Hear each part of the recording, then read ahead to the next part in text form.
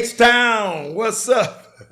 You know what time it is. It's time for the best 120 minutes of your day.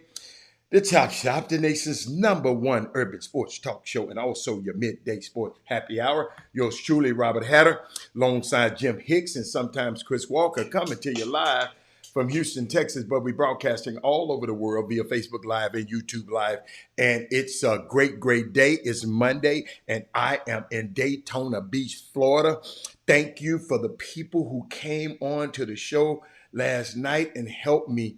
I had to test it last night. I don't know how good it's gonna be, but we're gonna try to work it out. Y'all, it's gonna be off the chain. Share the show. It's gonna be crazy. It's gonna be crazy. I might have to take a quick little break, and I'm trying to see what I can play for you while I play the break. Now I'll wait. I'll wait a minute. I'll wait. They'll wait on me. They'll wait on me. But what's up, everybody? How you doing? Can you hear me? Talk to me. Hold up, where's my notes? That's right, I usually have my notes up on the board, right?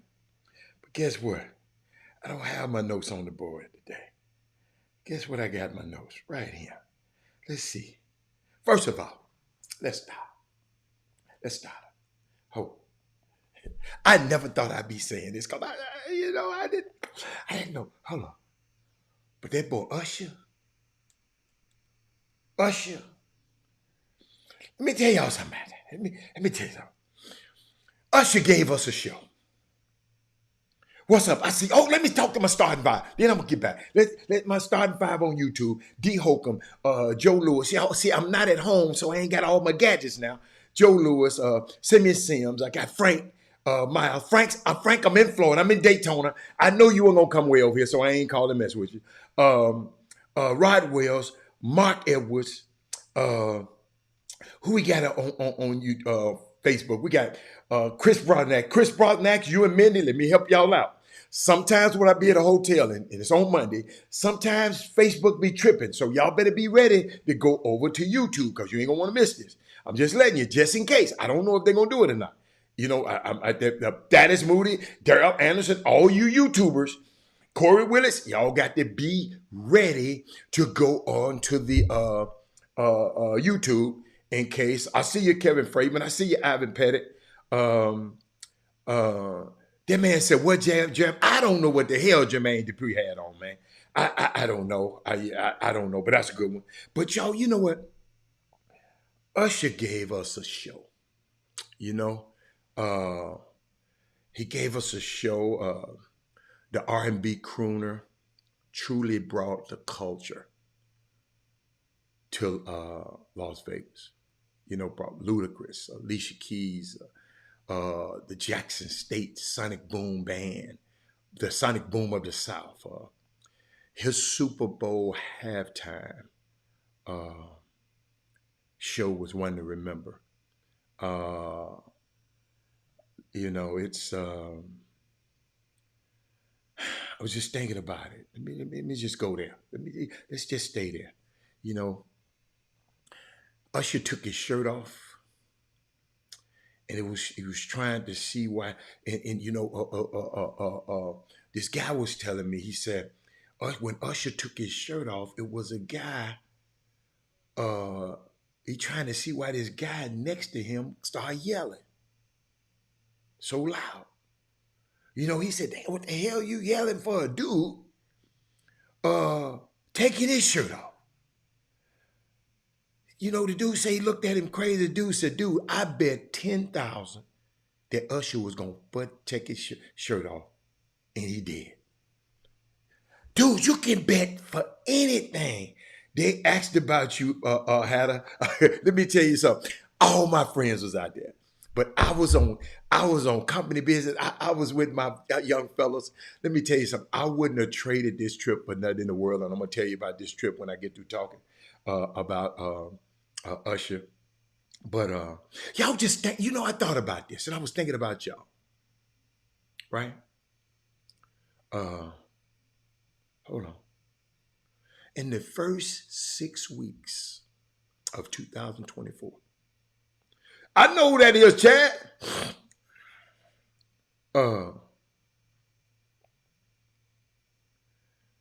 Well, wait a minute. Wait a minute.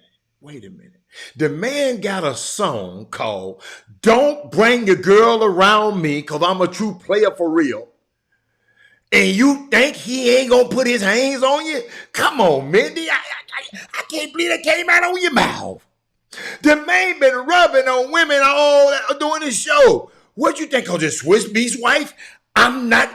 Wait till I tell you what Swiss Beast said about y'all. All of y'all alarmed about my wife. And he got something to say about all of y'all being alarmed about his wife. He got something to say about all of y'all. But how's y'all doing that? How's y'all getting mad at this man for touching on? Let me tell you something. It's part of the show. It's called, that's the show part of business, man. That's the show part. The show part of business. Usher says, don't bring your girl around me because I'm a true player for real. Come on, Mindy. I'm waiting on you to I'm waiting on you to comment. I'm waiting on everybody else to comment. Hey, it's gonna be crazy today. But hold up, y'all. Let me get back to you. In the first wow, in this Seville, she saw it. I'm gonna talk about it. Let me say that. In the first 6 weeks of 2024, y'all watch this. In 2024, the Sonic Boom HBCU band has opened up the Drake tour and performed at the Super Bowl with Usher. It's HBCU. She told me, I just poured. I was dancing and singing to Usher right in your living. I know, but you know what? But you know what? I thought about Usher, Alicia Keys, her. I love her. Her came out there doing her Prince thing out there on y'all. Ludacris, Lil Jon, the Jackson State, Sonic Boom, and y'all, they had the damn noops on there. Didn't they? They had the. Don't you have to be a noop to be able to do those steps? So them dudes on the stage, they had to be cappers, right? So they even had the cappers at the Super Bowl. That was a black ass History Month halftime show. I thought I had to throw that. Think about it.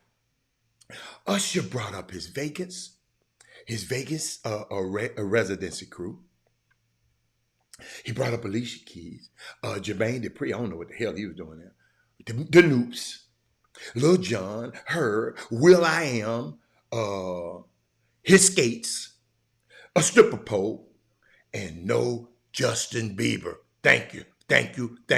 Happy Black History Month, Usher halftime show, Jackson State, the Sonic Boom. Let's see.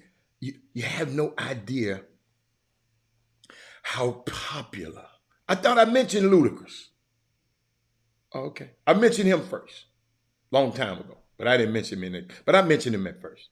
You have no idea how popular singing and pre-recorded tracks are today, right? You know, y'all don't understand. These people be singing for pre-recorded track. Usher was dancing and was 100% live on the mic. I can't even begin to tell you how incredible a feat that show was. And I don't know if he'll get the recognition he deserved from it. The man was singing on skates. Even the young stars today are heavily auto-tuned. You go to a concert and they're out of breath and out of pitch. Y'all, to add,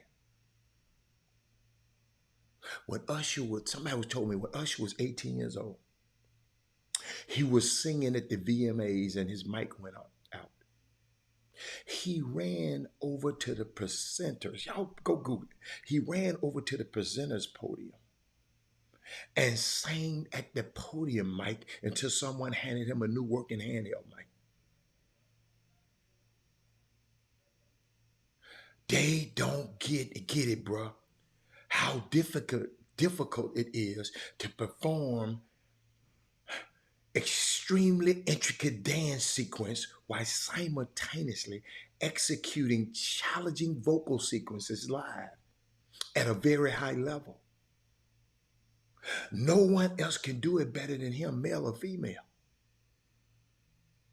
Usher bad, man. And I know some people talking about he ain't been iconic enough. Nigga, shut up. Then one little girls fell off the pole on the thing, but I'm still am not over her coming out like a superstar. She had this sequence on. Like, did y'all see it? Did y'all feel it?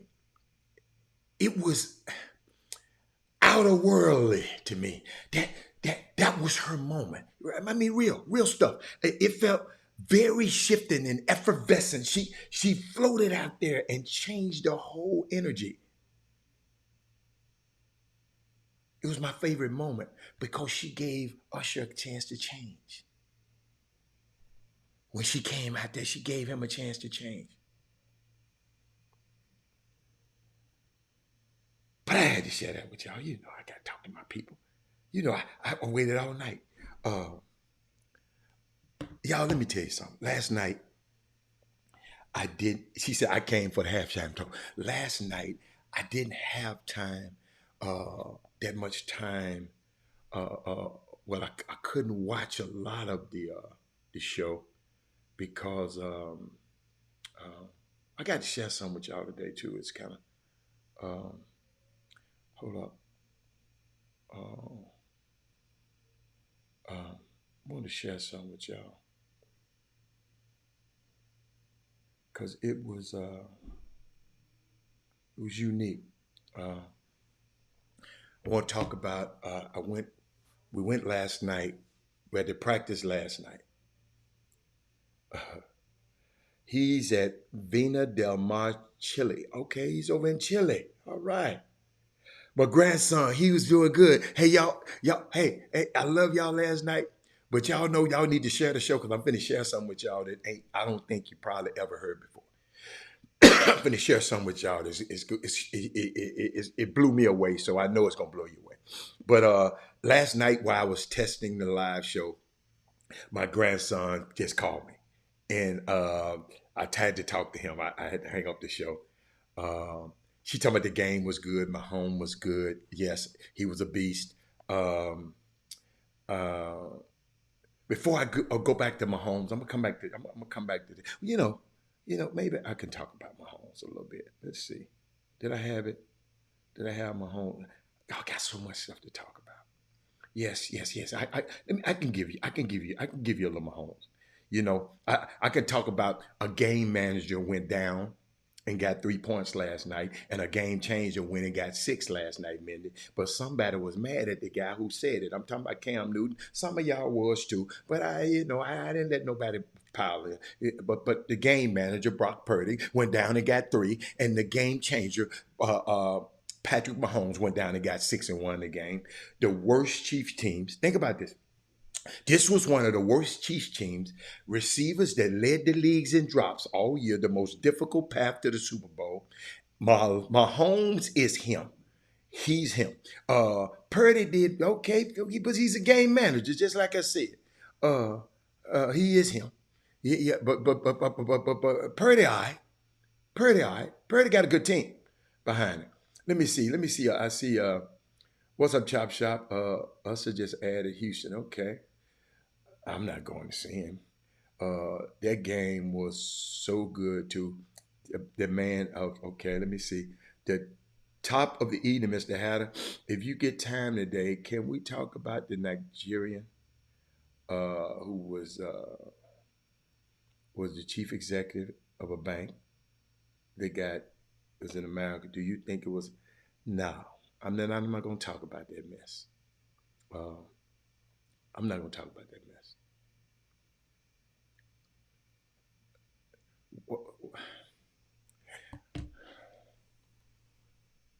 I'm gonna give you a few minutes with it, James tomorrow. Why I want to talk about something. that I have no idea about. He's talking, I'm gonna put it on the screen. He wanna talk about the Nigerian bank executive, chief executive, who was worth over, I don't care how many billions he was worth. The biggest black-owned bank in Nigeria. Did you think it was a conspiracy that the helicopter went down? Shit, Kobe. Do you think it was a conspiracy that Kobe's helicopter went down? Tell me, it's a succession plan should be in place for that bank.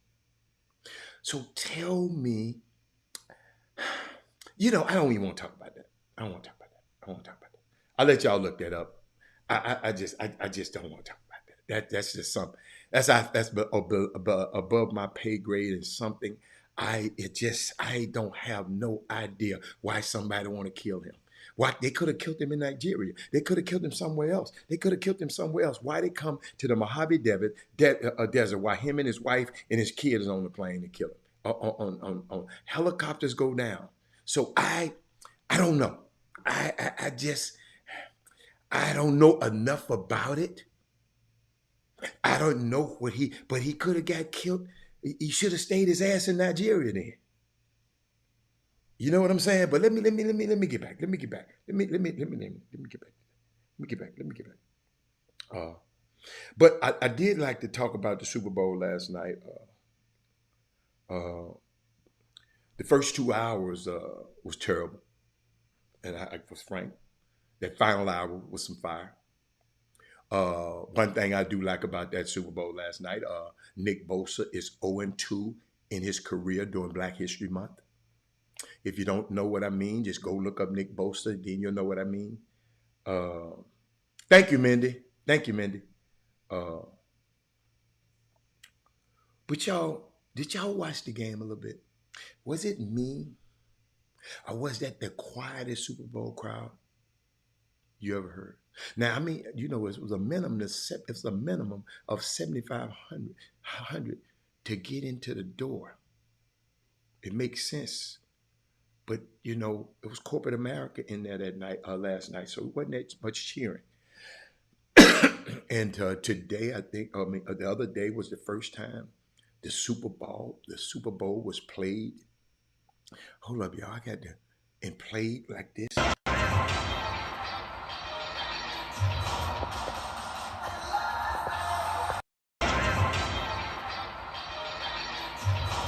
First time ever that the Super Bowl would be played in front of nightclub seats with bottle service. That's the first time because that's the only stadium that got it.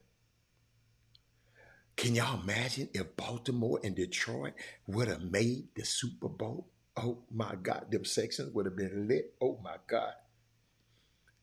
Then,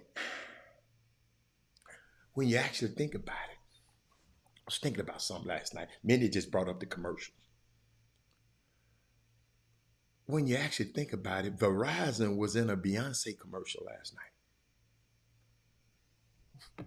I'm gonna see do y'all get that. Verizon was in a Beyonce commercial last night, not the other way around.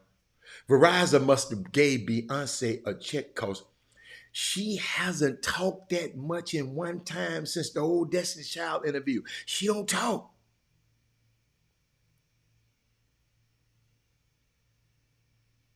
She don't talk. No, I don't think. I felt like Mindy said she felt like Kelsey was crazy for running to. No, them people got. He just told him to give me the ball. I ain't gonna fumble the ball. That's what he said. And the old man just got bumped into. Uh, uh, Beyonce. How can y'all imagine last night the two baddest chicks in the game was in the building last night. They was in the building at the Grammys the other day, but they was at the game last night. Well, the three baddest, called Savannah was there. But Taylor Swift, Beyonce, they were at the same game last night. I still want to talk about this Jackson State and the Sonic Boom. I just love that. See, going to tell y'all something. I'm going to tell y'all something. Look, I love black entertainment and athletics as much as anyone. But what if during Black History Month and beyond, we go hard to highlight black educators, entrepreneurs, physicians, and activists? Let's shift the narrative of black success. I'm going to repeat that because I know that's going to go over some people's head.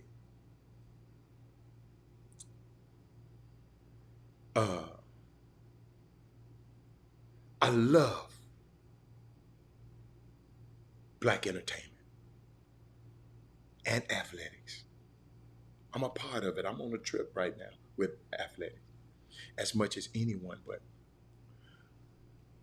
what if during Black History Month and beyond, let's just go every day, we go hard to highlight black educators. That's why I always talk about our black teachers.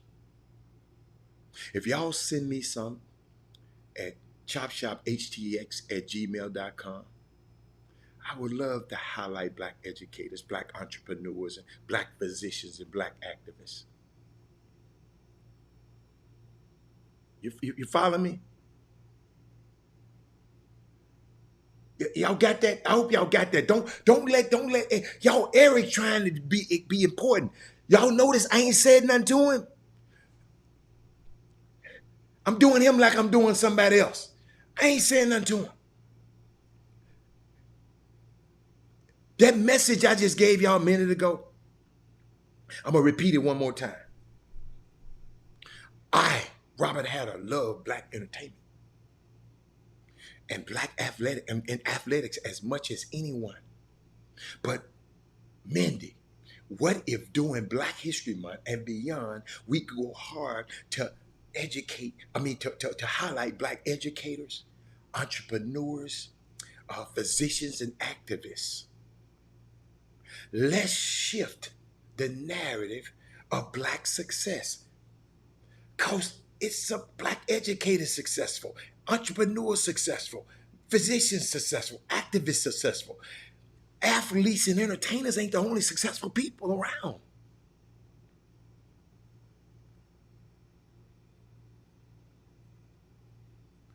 You know, I thought about something last night.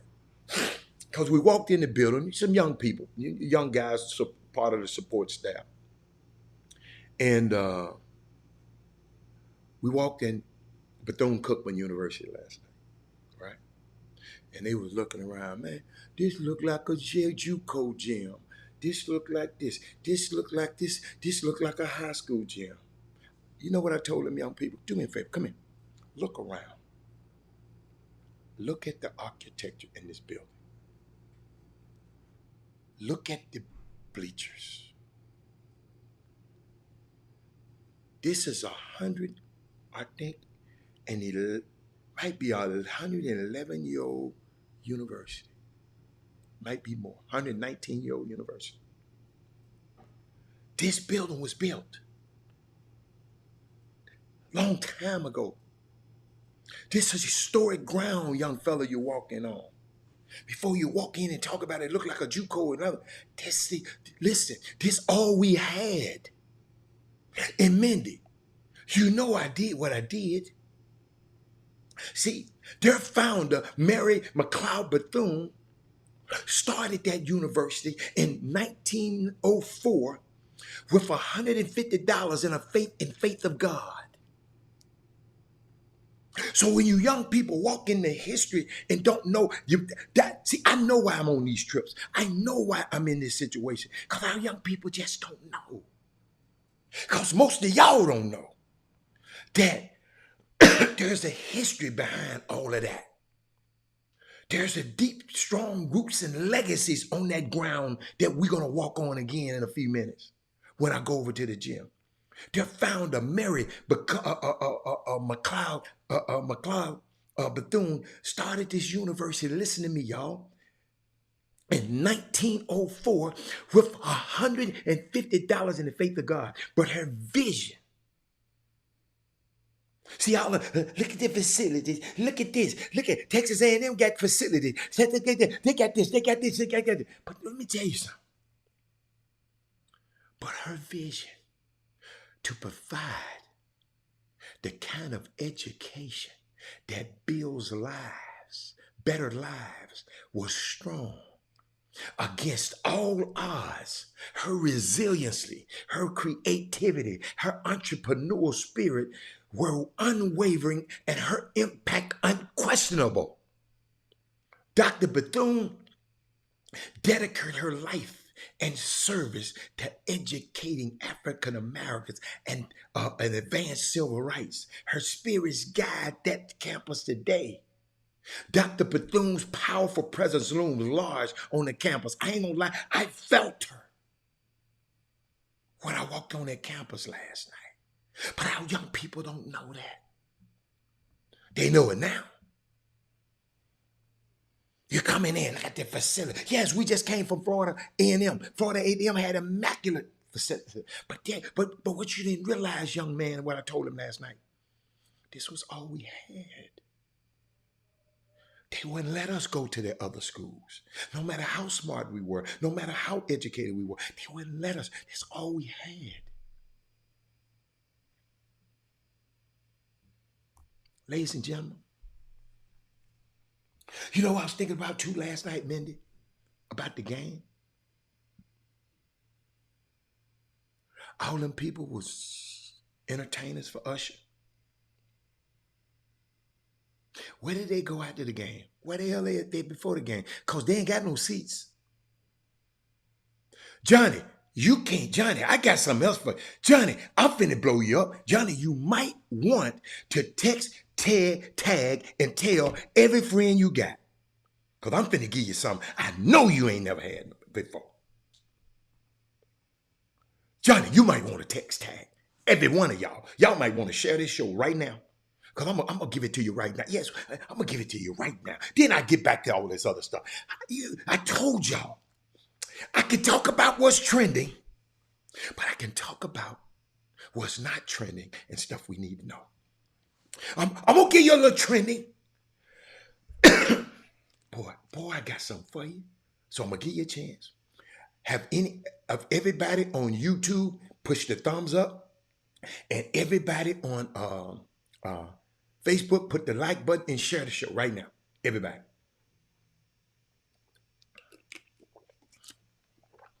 Because I saw something. I saw something.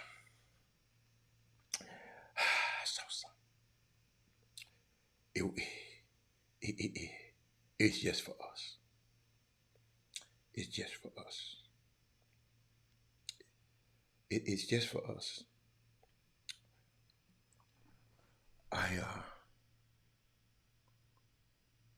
have to keep my notes. I was thinking about yesterday. Johnny, I gave you a chance to share the show. I told you this was going to be. Johnny, I was thinking about something. And let's see. I'll leave it right here. Yesterday, a lot of old black men were cheering and rooting for the Kansas City Chiefs.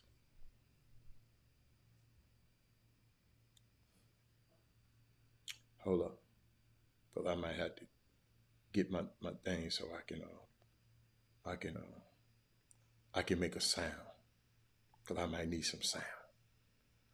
Where my sound at? This sound. This my sound. Yeah, got to put it over to the right. Johnny, y'all watch me. Johnny, yesterday, ain't nobody asked me why. I said, yesterday, a lot of older black men were cheering for the Kansas City Chiefs. tell you why. It had nothing to do with Taylor Swift. A black quarterback, or Travis Kelce, pioneering a haircut. It's about HBCUs, black history, a kidnapping, and white affirmative action.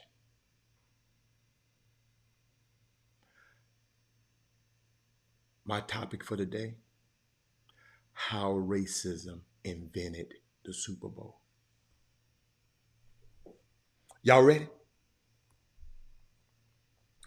Listen, pro football existed before the NFL. Independent football teams played each other and they even crowned a national champion. Remember, many colleges were segregated, which meant a lot of the best football players played at HBCUs, Ivy League colleges, and on the West Coast. See, Ivy League colleges allowed black people and women way before everybody. That ancient eight I was telling you about, Cornell, Harvard, they allowed black people and women to come long before Texas and Texas A&M and all them kind of people.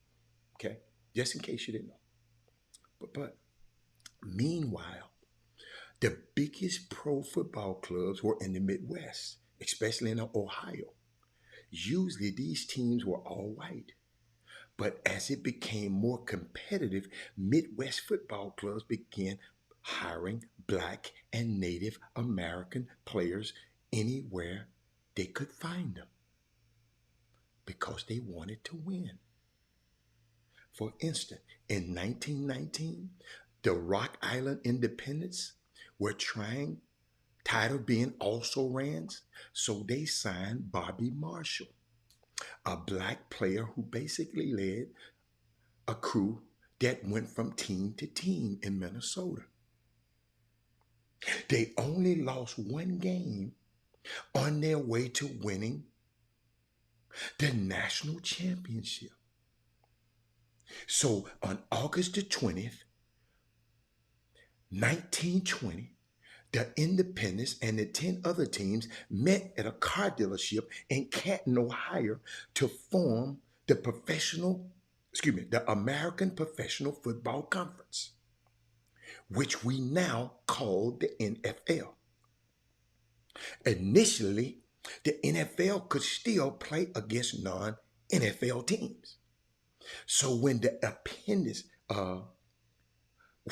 Independents opened in 1920 season against the non-NFL St. Paul Ideals, it was still technically the NFL's first game. And Bobby Marshall was still the first black player to play in the NFL. He was 40 years old. Marshall definitely wouldn't win the next championship. So, see, as soon as they joined the NFL, the Akron pros knew they had to step their game up. So they had been 5-5 the previous year. So guess who they hired? They hired Fritz Pollard to play quarterback. Fritz Pollard, look up these names. At the time, Pollard owned every collegiate accolade imaginable. So this made sense, right? Not really. First of all, he hadn't played organized football in 4 years. He was a coach at Lincoln University. He led them to 2 consecutive undefeated seasons. Yes, he was the first black player to play in the Rose Bowl and was the consensus All-American. But there's one other thing you should know. He wasn't a quarterback. He played running back in college. Anyway, to make a long story short, Fitz Pollard, the other first black NFL player, led the Akron Pros to an undefeated season and the NFL first championship. The next year, the Akron Pros named him co-head coach. Marshall eventually opened his own law firm. Did I mention he was a lawyer? J. Mayo Williams, another one of the NFL's first black players, left to start a record label and pioneer the industry that we call pop music.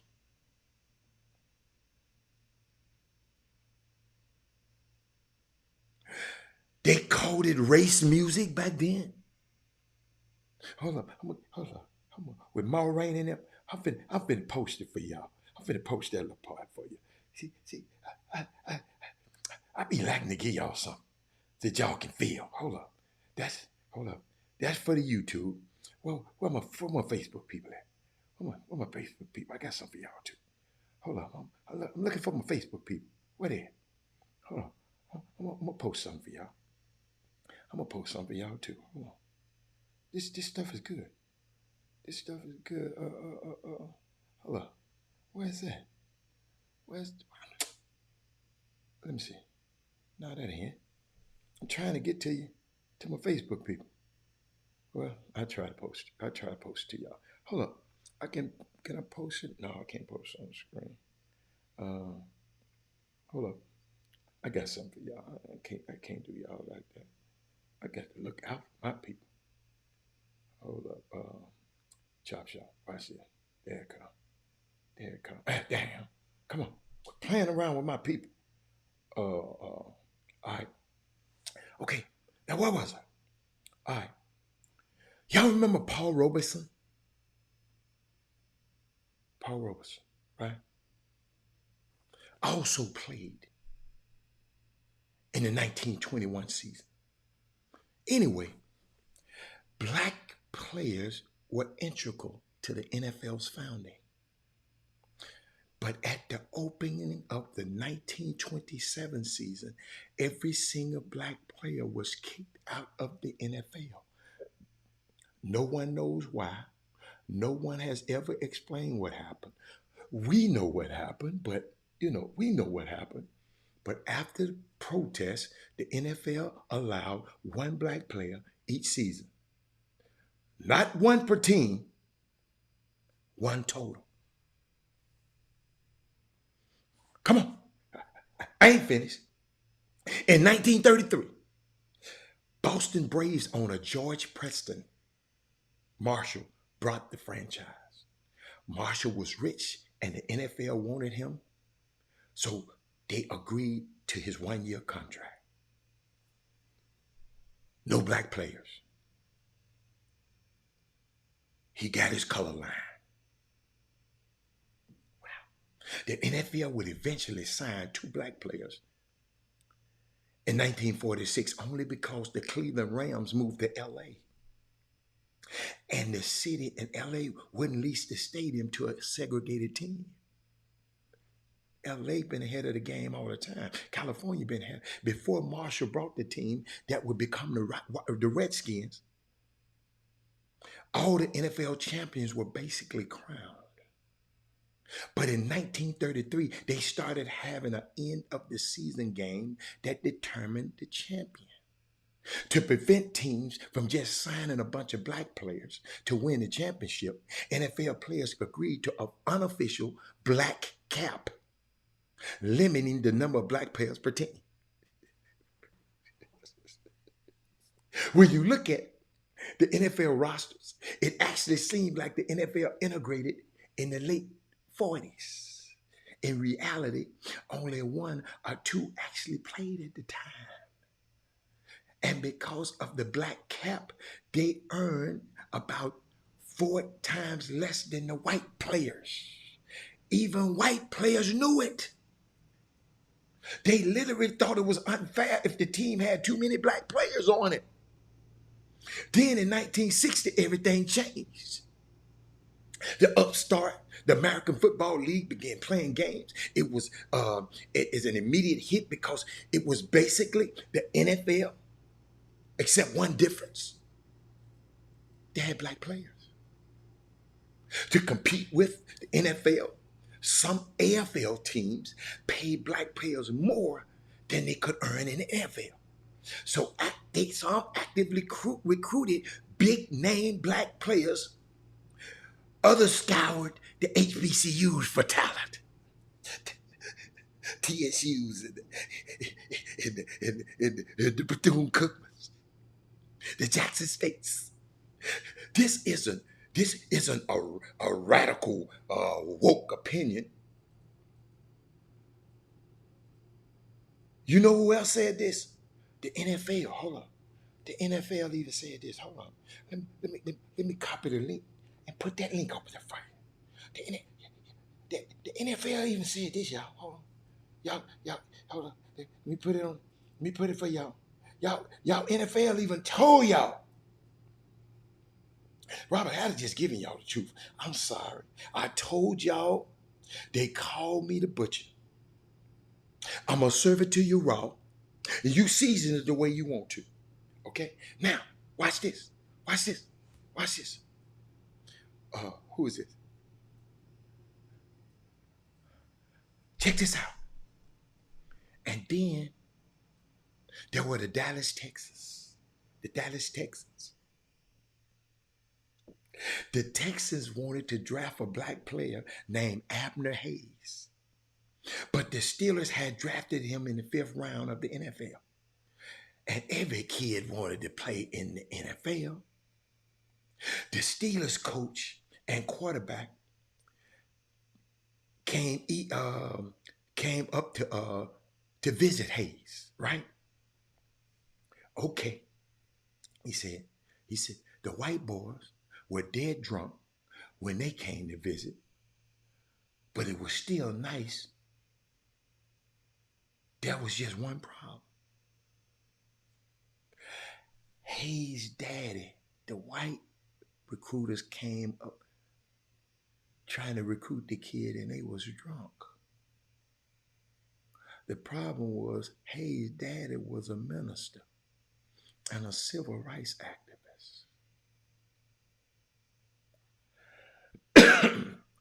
He went and signed with the Texans and won Rookie of the Year and MVP and led the league in rushes and touchdowns. So in 1962, the Texans won the AFL championship, moved to Kansas City and became the Kansas City Chiefs. Their first hire was Lloyd George Wells from Houston, Texas, the first full-time black pro scout first full-time black full-time pro scout in football. Wells was well connected in the HBCUs, and he also discovered Hall of Famers. But frankly, Wells had a cheat code. He had Eddie Robinson. That was his dude. Grambling coach was a legend. He retired as the winningest coach in football, and he said something about football. When he said something about football, you listen. Before the 1963 draft, he told Judge Wells, forget all about them white boys in the draft. I have the best player. Now think about how crazy that was. This black man, in the first year of his dream job, was supposed to convince his boss to draft a black player from a tiny college they never heard of. There was also another detail. Kansas City had the first pick in the draft. I got to give me some water because I'm talking. On December the 1st, 1963, based solely on Eddie Robinson's word, Buck Buchanan became the first black player in pro football to be drafted number 1. He also was the first of 4 Grambling players in the NFL Hall of Fame right now. Y'all know it ain't, 300, 250? No, 250 some, 260 some players in there. Andre Johnson just got in. Ain't that many players in Hall of Fame in football? It's a lot of them in basketball. But let me get back to this. The AFL wasn't just faster and more exciting. It also became obvious that the NFL championship game was for white championships. NFL owners upped the quotas, but it was too late. The AFL already had the system in place, the scouts and the black players. So in 1966, the NFL decided to have the AFL versus NFL game every year. The Kansas City Chiefs faced off against what? The Green Bay Packers. Kansas City lost. The NFL won the next year too. But even though they were called Super Bowl I and Super Bowl II, it's not true. The first year they called it the Super Bowl was at the end of the 1968 season. The New York Jets, representing the AFL, won the first Super Bowl. The next year, the Kansas City Chiefs made the Super Bowl. Buck Buchanan was there, and so was Otis Taylor, the wide receiver from where? Prairie View A&M. The story goes that the Cowboys wanted to draft Taylor so bad that they put armed guards outside of Taylor's door. So Judge Wells get Eddie Robinson to find out the address they were keeping Taylor at. He drives down, but they wouldn't let him in. They literally kidnapped Otis Taylor. Wells parked outside and screams that Robinson knows he's in there. So Taylor climbs out the window and signs with Kansas City. So in the third quarter of Kansas City's lead, 13-7, when Taylor catches that famous 46-yard touchdown and strolled down the sideline, he was crying. No one knows why. He was already an AFC champ. The Super Bowl isn't really a big thing to him, but the players know. See, that wasn't the first Super Bowl. It wasn't the biggest. But the Kansas City Chiefs was one of the first of any league, of any era, who started a majority black team. They said they wanted to beat the white boys, as the writers politely put it. They were proud of their diversity. Now, the AFL didn't hire unqualified black players, like people be talking about, they're hiring underqualified. They just gave black players the opportunity to succeed because they were aware of the NFL's racist past. But if you ask any of the previous NFL champions, even though they only played against white guys on teams that enforce quotas, they'll tell you that they won those championships on merit. In reality, they won because of the white affirmative action. And here's what happened. After pro football's first real team trounced the white boys on national TV, the NFL merged with the AFL. And that's why the Super Bowl is actually a DEI project. Happy Black History Month. Had to give y'all that. Had to give y'all that. I'm sorry. I had to give y'all that. But I looked on this trip that we on. We got an older guy named Mr. Harry driving us around. After we won the game the other day, we got a chartered bus. After we won the game the other night, we got on the bus. This is how he welcomed us. Let me see what you got. I got to film you this time. Let's go. Yeah, like it's the Victor hat. Okay, it's the Victor hat. Yeah. Let me see. Okay. Yeah. Oh! Yeah! Yeah! Yeah! You got the power! Got the power! Yeah! Yeah! Hey! Hey! Let me see what you got. Hey! Let me tell y'all something. I'm blessed to be in a unique experience that I can be around these young black men, and if they have questions, if they just want to talk, they got a person like me to be around them And it's just, it's awesome responsibility. I just want to let you know that we look out for your kids. You know, and I hope all colleges do this. But I'm watching how Johnny Jones has got a support staff that take care. Let me just start with Kevin Granger, our vice president. Vice president of athletics. The things he's doing and the people he putting in places.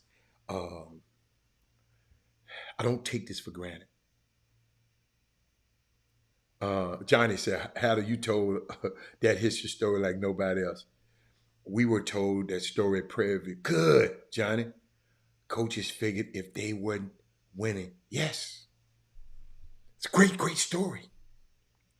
But where I was at, somebody sent me this, and I wanted to share it with y'all because I just want to know how y'all feel about this. Uh, they sent me these two pictures. Hold on, hold on. Wait a minute. Did I? Okay, here we go. They sent me this. Did I? Yeah. They sent me these two pictures, and I just want to know what y'all think. Just want to know what you think. Okay.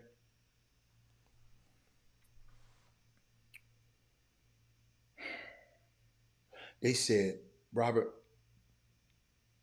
his black DNA is gone in 3 generations. Let's take a look. There's nothing bad, nothing, you know. So somebody just sent these pictures to me.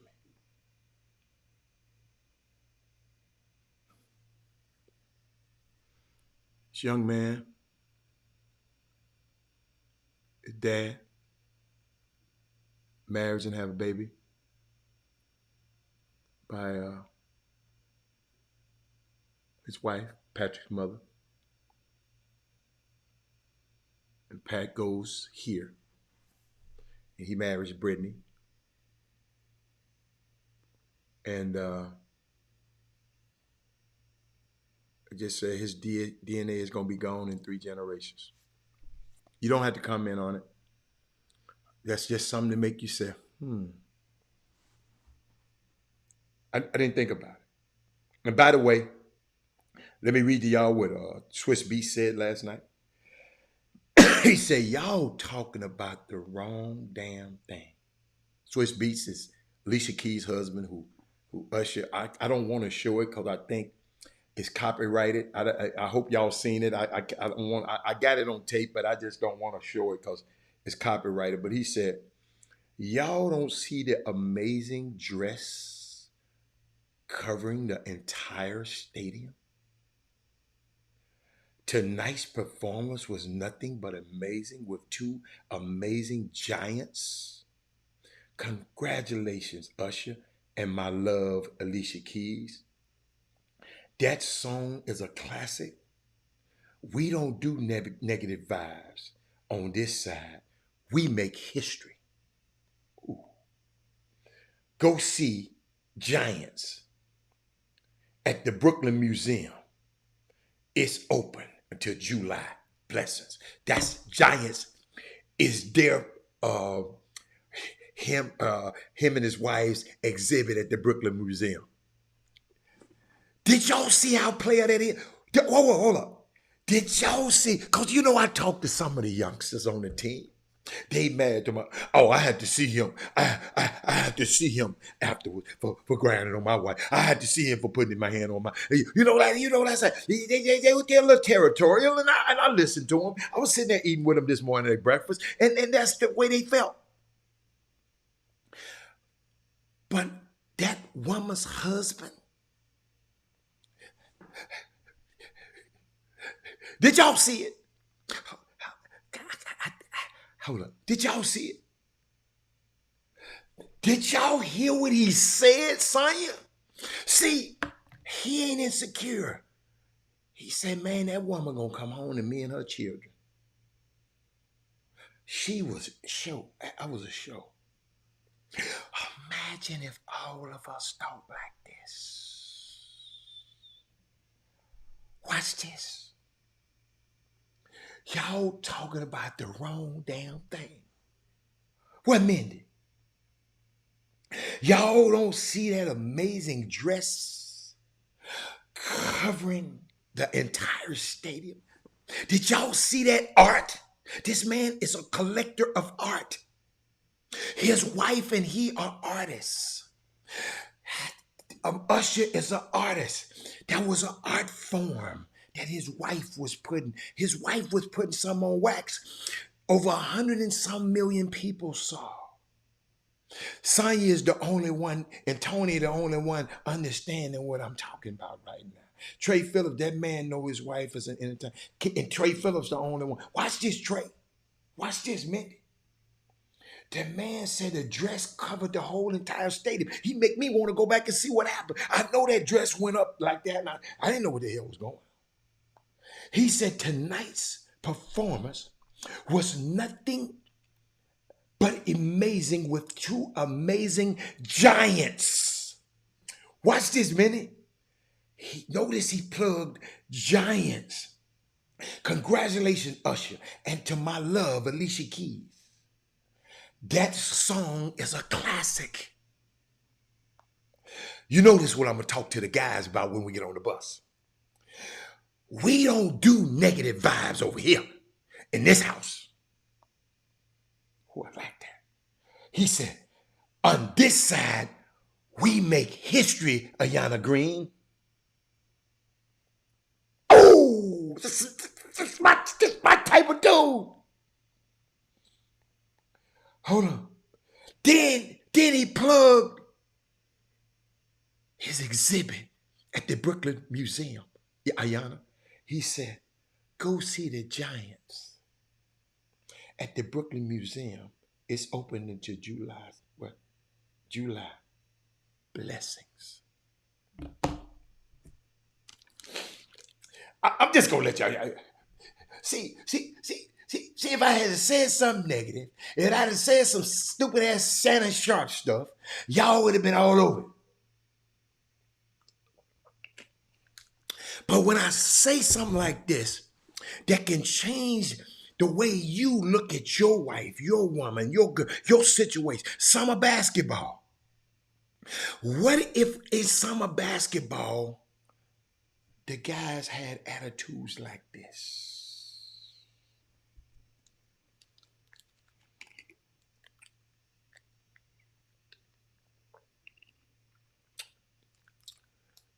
What is Keke Palmer's situation was different. Leave her out of it. Leave her out of it. We talk nothing but positive vibes, Trey, over here. I'm getting like my man, Swizzy Beats. Nothing but positive vibes over here. Keke Palmer boyfriend couldn't have two different situations. Keke Palmer wasn't on the show with him. She was just in the crowd.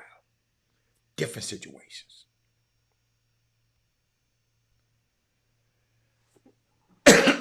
It ain't a fact that would he really tell us if he is a fact. See, Mindy, there you go.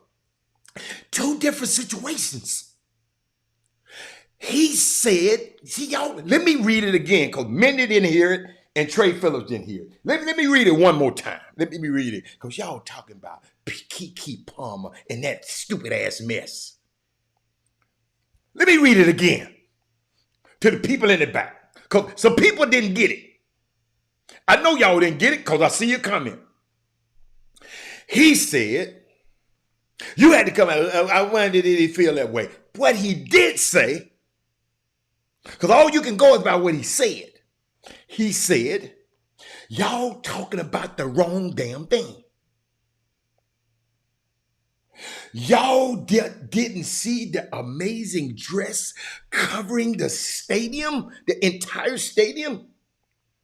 Tonight's performance was nothing but amazing with two amazing giants, not ants,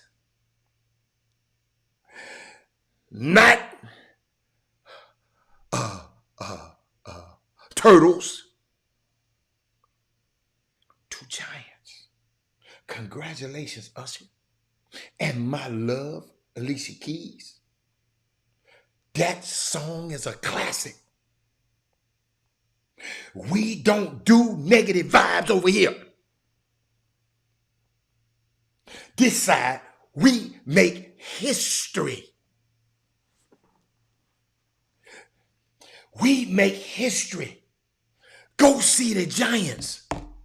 See, y'all got to understand, some people think different.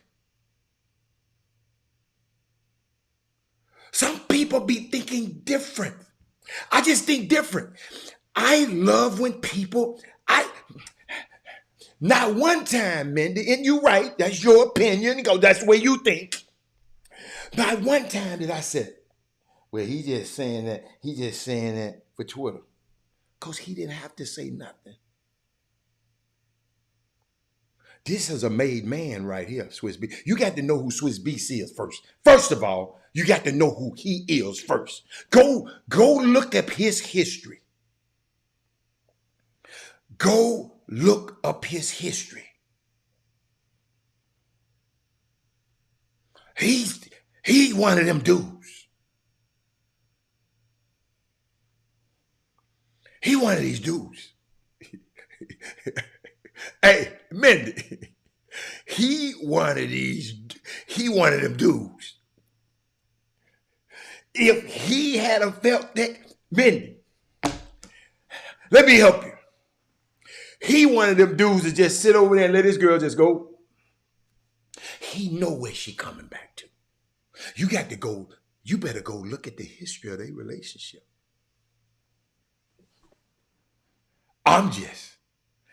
I just be trying to help y'all. He didn't think that. What Mindy said? I guess he just said, what did Mindy say? I'm just stating my, man, I done told you about your opinion. We done told you about but would he really tell us if he was upset? Shannon Sharp and all these other people telling you when they upset. Shannon Sharp want to fight Michael Epps, but he didn't smack the taste out of Skip Bayless' mouth. But he want to fight Michael Epps. But let Skip said, put your damn glasses back on. But I love it, man. Keep on. Keep on. You can keep on. All I'm telling you is Swiss Beats.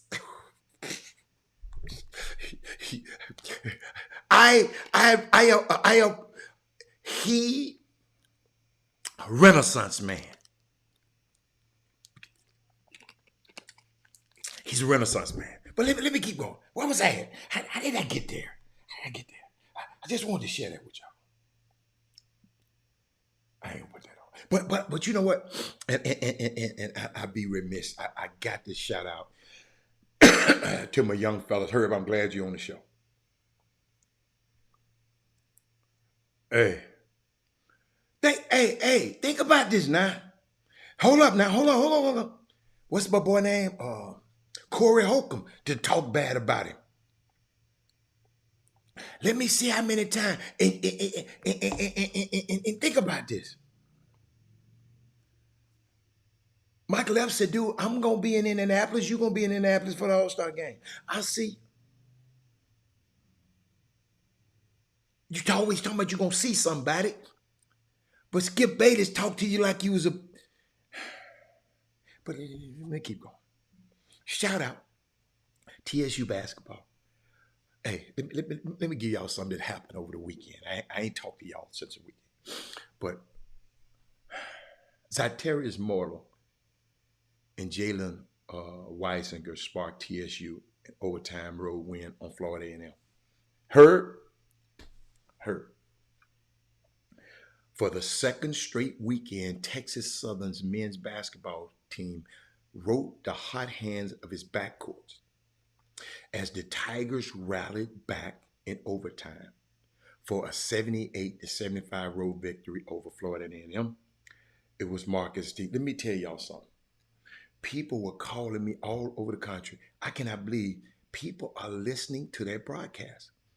It is fun. I even got the trainers and the equipment people, they listen to the broadcast now. They said they ain't never listened to the broadcast. They listen to the broadcast now. Y'all got to download that KTSU app or go to 90.9. I mean, you ain't always be in your car and your radio. Just download the app and you can watch it anywhere. Herb was listening. Herb, that man got your birthday. Herb, hold on. Y'all see, I was in a precarious situation. Chatterbox want to call you a certain age and argue with me. You text me and say how old you are. And he arguing with me, telling me how old you were. I said, well, I'm going to believe him over you, Chatter. But Herb, you got to call me and clear that up, all right? Because I didn't like it. But see, but let me finish talking about TSU. Last weekend, Jonathan CC and PJ Henry led TSU Tigers with 51 combined points in a road win at Prairie View A&M. This weekend, uh, a new duo emerged, Cyterius Martyr and Jalen Weisinger, as they combined for 44 points. Hey, man, let me tell y'all something. Uh, I'm real proud of this team. Uh, it's a good group of young men. It's a group of great young man. You know how you just I see why some uh, NFL, NBA teams, and some people don't want people on their teams because you travel with these people close quarters. You eat with them, you travel with them, you get on the plane with them. I see why I wouldn't want a DeMarcus Cousins around me. We ain't no telling when he gonna go off, and he the biggest dude. What if he go off at 35,000 feet in the air? Who gonna stop this big old dude? You follow me? So, but shout out to TSU, shout out to Johnny Jones, shout out to that staff, man. Uh, Let me call that whole staff name out right now. 'Cause I don't want to miss nobody, man. Because those guys, when I tell you, when you get, you know those that labor among you. When you get a chance to be around and watch the the support staff, how stuff got to be. Y'all, we got, these players don't have to do nothing. Um, Their uniforms are washed. Everything is washed and handed straight to them before they, uh, before they get on the, before they get on the, go to practice. I mean, everything is done for them. It's just, man, I ain't gonna lie. I love being a part of it, and it's funny. Um, we travel more with the men's team because the women and the men's team, they travel separate. And we travel separate. We don't. I mean, they flew at one time, and we flew. I think one time we flew at the same time. Let me see.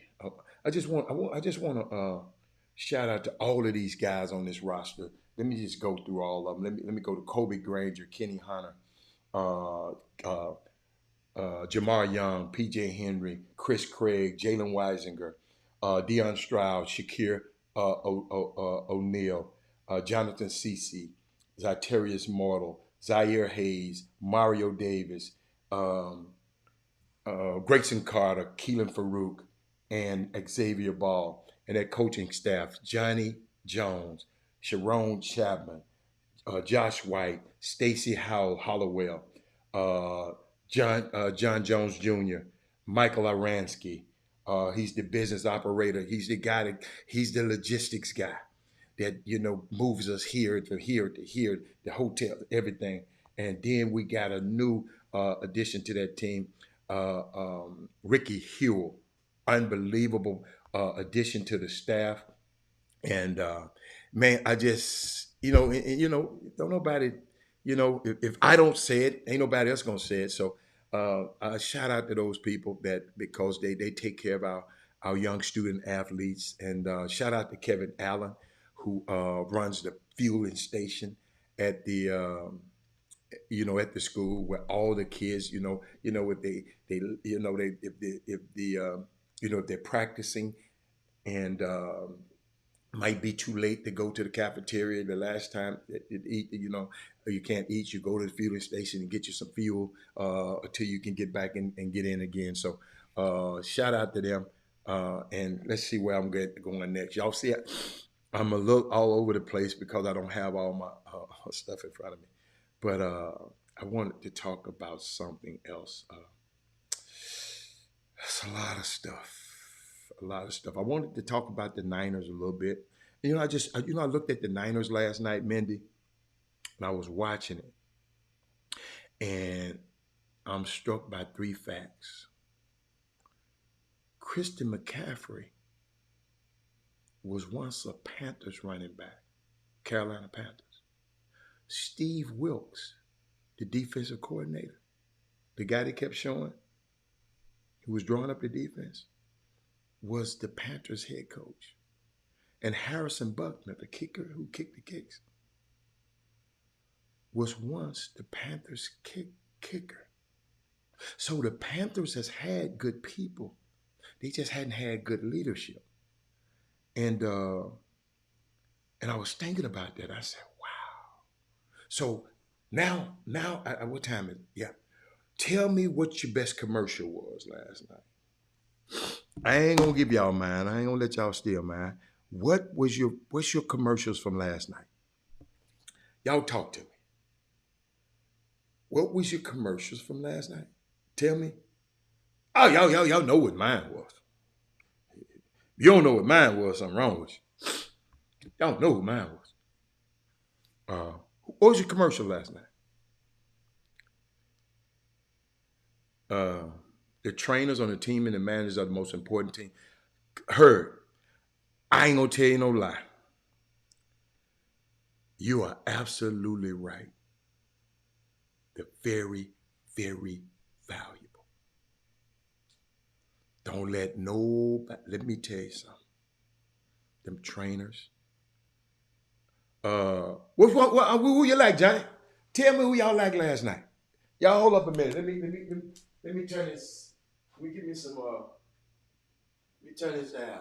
Boy, I wish I could show this camera. I wish I could take some of this and just show y'all what's going on outside. Hold up. I got some videos for y'all. Let me show y'all some stuff that happened around here. Let me give y'all some stuff about this trip. Then we'll get back. Hold up. But tell me I want to hear about your commercials. What commercials you like last night? This might be a race car, baby.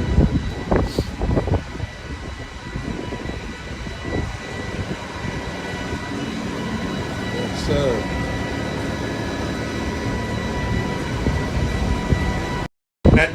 That's when we first walk up. Got an actual race car right outside. Hold on. I got some more. Then we're gonna get back to you. Hold on. Watch this. This is the Bluebird, the Pursuit of Speed, tribute to racing.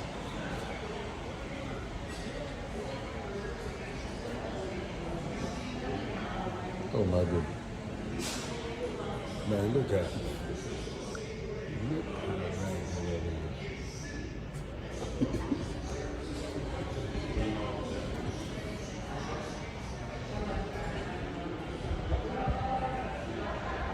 Give you another look from the other side.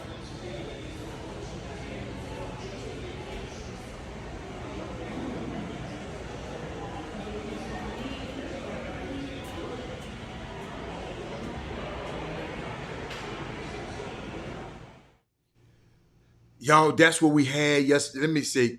It was one more thing. I got to show y'all this.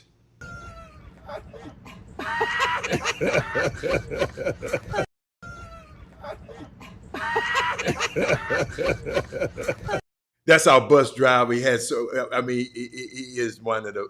He's unbelievable. Let me see. Can I bring Jim in here? Let me see. Can I get Jim in here? Let me see. Let me see. Will it work? I'm gonna try it, y'all. Let me see. Will it work? I hit the button. Jimmy, boy, we might be on to something here. Let's see. All right, we in there. We in there. Let me push this out the way because I'm on my computer. I'm on the road. You see, I'm in. What's up, man? What y'all been doing around there in Houston, Doc? What's the word? High school basketball season is entering the last week of the regular season. Plus, this past weekend, the SPC had their rendition of their state tournament. Um, I went out and checked out the action. Episcopal is this year's 2024, 2023-24 state champion from the SPC. It's the Southwestern Preparatory, which is comprised of nearly about roughly approximately 8 to 10 high schools. Well, a little bit more than that. And it's their state tournament, so their season is over with. So it ain't but 8 schools, 10 schools, Something like that. and it's all over the state. All over the state, yeah. Okay. Yeah. But there's been some fire that came through this tournament. But these are not new puppies. These schools been around, and mostly private schools. All private schools. And once again, Episcopal beat Dallas St. Mark's in the championship. Awesome game. Awesome atmosphere. That's Houston Christian High School was the location for the main division, and they were packed house, spirited. Those young students drove down from Dallas. They were rooting and tooting for their team as well. But Justin Begg, Jaquil Registi, they both guided Episcopal to the victory. And it makes me, proud because you got to realize for more reasons than one. Also, head coach Wayne Jones, he gets another stripe on his sleeve. Despite, you got to realize, man, y'all can only imagine you grassroots guys, when you see complaints and you have all this stuff you have to endure, you probably can only imagine, probably have no earthly idea how hard it is to successfully maintain a winning culture at a school like Episcopal, which is predominantly white, and you are a black head coach and your team is predominantly black.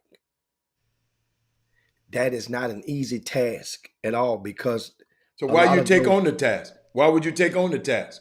Well, because Wayne was at Straight Jesuit beforehand, so he wasn't a stranger and hasn't been a stranger to the politics that go beyond the politics of being in such a situation. I mean, you're talking about there's emails and there's meetings. And then there's kids that have you have to think about it. I think we went through this about a year ago, and it's attendance, the what they call it, tuition. Yeah, it's an expensive school to go to. You don't have to give the figures out. It's an expensive school to go to. They're well off. The parents are well off. So sometimes well-off parents feel like they can tell everybody what to do. Keep going. And the person that you tell them what to do feel like can't nobody tell me what to do. On top of that. So this is the type of stuff you have to deal with. And then you have to, win, explain to Darryl Barnes why it's so hard. He said, explain why it's so hard. Go on. Just give it to us. I mean, it's because there's often will be a time when there's a parent of a kid who really is not good enough. Mm-hmm. And they want their kid on the team. Mm-hmm. And not only sometimes may want him on the team, they would demand to some people that he plays. And you have to successfully, as a head coach, maneuver through that, because if you don't play him, first of all, you have to have the protection from your athletic director or your immediate supervisors to protect you from that. And that's what he has at his school. He meaning head coach Wayne Jones. That's what I meant, Daryl Barnes. There are people that can get your butt fired if you don't comply with letting little Opie play. Some people don't give a damn because they know little Opie ain't supposed to play no basketball in college, but he came there thinking that little Opie can go and play and wear the jersey and just be big, get his self-esteem up. Is that at most private schools? I To a mean, certain just degree, from I mean the ones that you know about. yeah, to a certain degree, yes. Mhm. It happens. And to some, it may be peaks and valleys, and it may be a little bit more than others. But in this situation, this particular school, Episcopal, to realize, guys, from the beginning of the basketball season, it's been scrutiny from various angles of the room about indirectly and directly about Episcopal. Why? Okay. Because pressure was mounted because of this. You see that little kid right here in the middle? That's Justin Begg.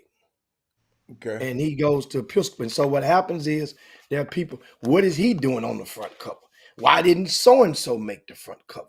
And so, and the only way to justify, well, not the only way, Mm. the last laugh of justification comes from a young fella like that winning your last game, And he's winning, balling out of and control. he's been balling. Yeah. So therefore, and you notice now he hadn't been balling. Think let's just entertain the thought. I've been there in that space before. Let's say if he hadn't been balling, let's say if the team didn't make it to the state championship game of the SPC. Let's Mhm. say if he'd been laying goose eggs here and there throughout the season on a regular, or getting his butt whooped on a regular. What do you think them people would have been saying, them boo birds or them whispers or them leaves on those trees back that were there back in October, November? They've been right back there. I told you. I told you. Hey, look at your dude. And so that's why I know it's, and then on top of that, you know, a kid like him having a situation whereas more people know your dad, and even in your scholastic setting, you're still known as Christian Begg's son. Well, Justin Begg has a name, has established a name for himself now. And it's good. He's a young man. Every time he walks by grown folk, he speaks. He's cordial. He doesn't ask for it. But he embraces it. He seeks out the smoke. And if you're gonna come, and guess what? When his game is on, it's on. And it was on when it counted. He was cooking. Shout out to him, man, and Episcopal and Wayne Jones and Ray Marshall, all those guys. Great job. Of course, Coach Croc, he was the head coach at St. Thomas a couple of years ago. That bench is stacked with experience. Ray Marshall was Wayne Jones' assistant coach at Straight Jesuit. He's a Cashmere grad. Proud for him being able to rigor through those political realms as well. Shout out to them, man.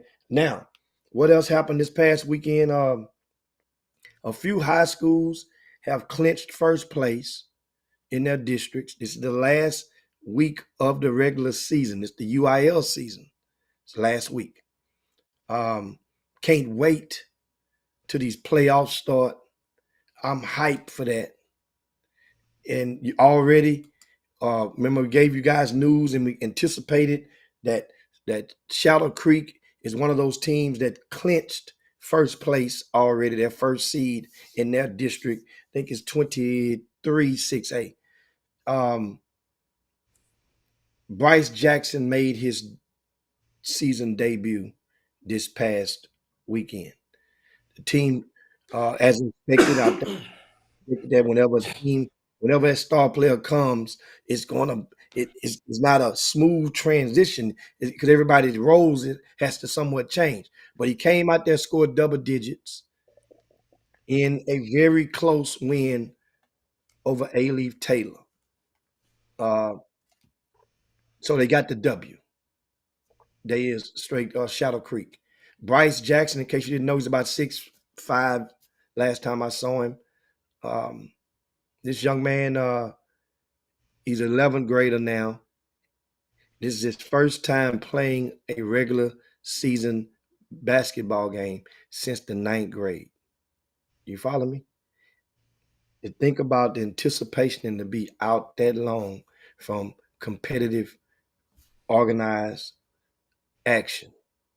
So he came out. So now all eyes will be on him and Shadow Creek as they go into the playoffs. We have posted brackets of the postseason. We've posted them on rcssports.com. So you guys can go to rcssports.com and you can check out you'll see the drop box with the playoff brackets. And you can kind of see who's going to uh who's on track to meet up in the second round, in the third round, and whatnot. Um, see, see, I hicked up right there. Now we No, you back, good? and I'm looking at some of your comments.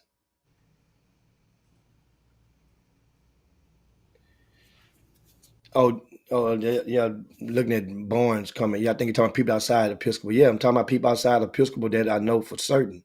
And now I don't know. I'm quite sure there was nobody else in Episcopal within their high school that they felt would be deserving to be on the front cover than Justin Biggs. So yes, that's obvious. I said in different corners of the room. That means not in the Episcopal room or Barnes, Mr. Barnes. Also, yeah, and you can get once again, guys. If you did miss that, you can get your brackets. We have them posted and updated as teams clinch their spots. So you can go to RCS Sports. We're the only entity that exists that has brackets updated right now that you can go in and see. Now, as we go, we'll get locations. We'll populated with those as we move forth throughout the week. Remember, the last day of the regular season for most teams, as I look in the magazine, that's the good thing about it. In case you guys missed out, it's Wednesday. Wednesday is the last day of the regular season. So Valentine's Day, which you guys have a choice to make, uh, you be on the front side of your honeydews, or you go watch some basketball. I know where I won't be on Wednesday evening. That's for certain. Um, what else I had from this past weekend? We've tied up everything and filled up the field of the 8th grade teams for the middle school city championship that's taking place this weekend at MacArthur High School. We still have one spot open for a 7th grade team. We got one spot open for a 7th grade team that finished first or second in their respective district, first or second place, and you can qualify, and you guys can come and get this experience that is undescribable, the atmosphere and the energy that's going to be going on there. And go to rcssports.com for more information if you have a team. And you don't need permission. I say this again for the umpteenth time. You do not need permission from your principal, from your athletic director, from your coach. If there are a couple of parents that want to they want to galvanize and put their kids in this is no different than a grassroots slash AAU event. Do you need permission from your athletic director to go play on an AAU event? Do you need permission from your athletic director to go play in an AAU event? Do you need permission from your head coach to go play in a grassroots AAU event? Well, you don't need it to play in this. It just so happened that every team, all of the kids are required to attend the same school. So that's basically how it is. So once again, we have one spot open 7th grade team, and this thing is stacked in that 8th grade division for certain. Good gracious, the biggest field we've ever had. 24 teams, and I'm talking about several of these teams have not lost a game all year. Several of them. A couple of teams ain't lost a game in 2 years because one of them didn't play in this last year, so they ran the table last year, ran the table again. So I'm looking right now. It says, please do a shout out for the high school girls basketball playoffs starting this week. They start this week. You guys can send us a link to the pairings for the girls high school playoffs. They're going to get good and tasty. It's wide open in Region 3. I know that for 6A. It's pretty doggone open. It's going to be great. A great atmosphere. Also, something. I think TSU is back in action in college action. I got a chance to see Rice this past weekend. South Florida was in town. Rice was up by 13 at the half. South Florida surged back in the second half and won the game. Hey man, Amir's not going to be at that place long, boy. He's doing man. South Florida was picked to come in last in that conference, and they're in first place, if I'm not mistaken. In that respect, I think it's Conference USA. That's what we had. I'm quite sure y'all talk Super Bowl talk on here. You probably A little gave bit, them a every. little bit. I was all over the place. I was all over the place. I gave him a little history of Super Bowl. That's all. You gave them the history of halftime. No, the Super Bowl, not the halftime. I did that already. I gave him the history of the halftime. And the But the girls, so what girls are supposed to be? What girls supposed to be excited? Supposed to get out of here? What? Because we've been talking about the I guys. mean I mean, you what? got you have is It's a I think it's cluster. true. You have Cy Springs, Okay. you have Summer Creek, Mm-hmm. you have Fort Bend, Austin, right? Those three tend to stick out. Then you have Sea King, you have Hightower. Um, what's am I missing in that region? In that region, that's 5 right there. I'm missing one more, you know, and it come, you know, I think about it in a minute. But those 5, and let me tell you something, Al. Hightower has a young girl in the 9th grade. That's about 6'4", maybe 6'5", 6'4". She's a beast. She's gonna be a problem nationally. This young girl, I'm talking about, she already has filled out, and they get that thing to her. It ain't no stopping. She's gonna be a beast. And you guys may have seen, if you haven't seen Hightower Girl, she is worth the ticket. If you had something else playing, just to go and get on the front end of knowing who this young lady And is. she a freshman. Freshman. Freshman. Man, you know what? I'm looking at y'all brackets. I don't know how to read y'all brackets. It should has What the is that winner? What the is winner. W? What do W mean? W is the winner of that particular district. So Okay. you open up another screen and go to the standings, Okay. and then you open up split your screens, go to the standings, and then say you have the winner. That's your The first seed. winner of 12 That's versus district. the That's winner the of district 12. 11. That's the district 11. In that, of course, classification, whatever classification you're watching that you're reading on. If it's 4A, it's Winner going to F is fourth place. yes. F is fourth. T R is is third. what? Runner up. Runner up. Yeah. Okay. I'm just looking at these. Okay. Then you have to go. Okay, you got to go back and find. All right. Yeah, or you look and see what districts you're thinking of, and then you go over there and you kind of know. And as you're looking at the standings, to make it easy, each 2 districts will play are paired in the first round. So if District 17 6A will play District 18 6A, First will play fourth, second will play third. See, I don't know the Like that. district. See, y'all know the district. I don't know the But name. they change. I don't. I Yeah. try. I used to know them all by heart, the most of them, but they changed because of realignment. Realignment didn't used to be so prevalent as it is now. So it's like by the time you learn one by heart, hell, they done moved to another number. The number's gonna change, even when they did the realignment a couple of weeks ago. So that's the truth in regards to that. Um, I'm looking. Is it gonna be any interesting first round matchups at all? In girls or boys? No, men in the boys side. Yeah, absolutely, absolutely. You can look at if you go over to the standings. They're posted. They're updated as well. They're updated as we know as of this morning. If Okay. you go and pull, let's go to five. Go to the 6A bracket. I'll go and pull one up. Go to Hmm. the 6A bracket. Right? I mean not bracket. Standings. We're in district standings. This is on rcssports.com.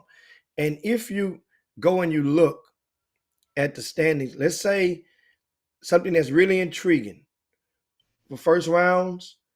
I'm going to say let's look at District 19, 6A, and District 20, 6A.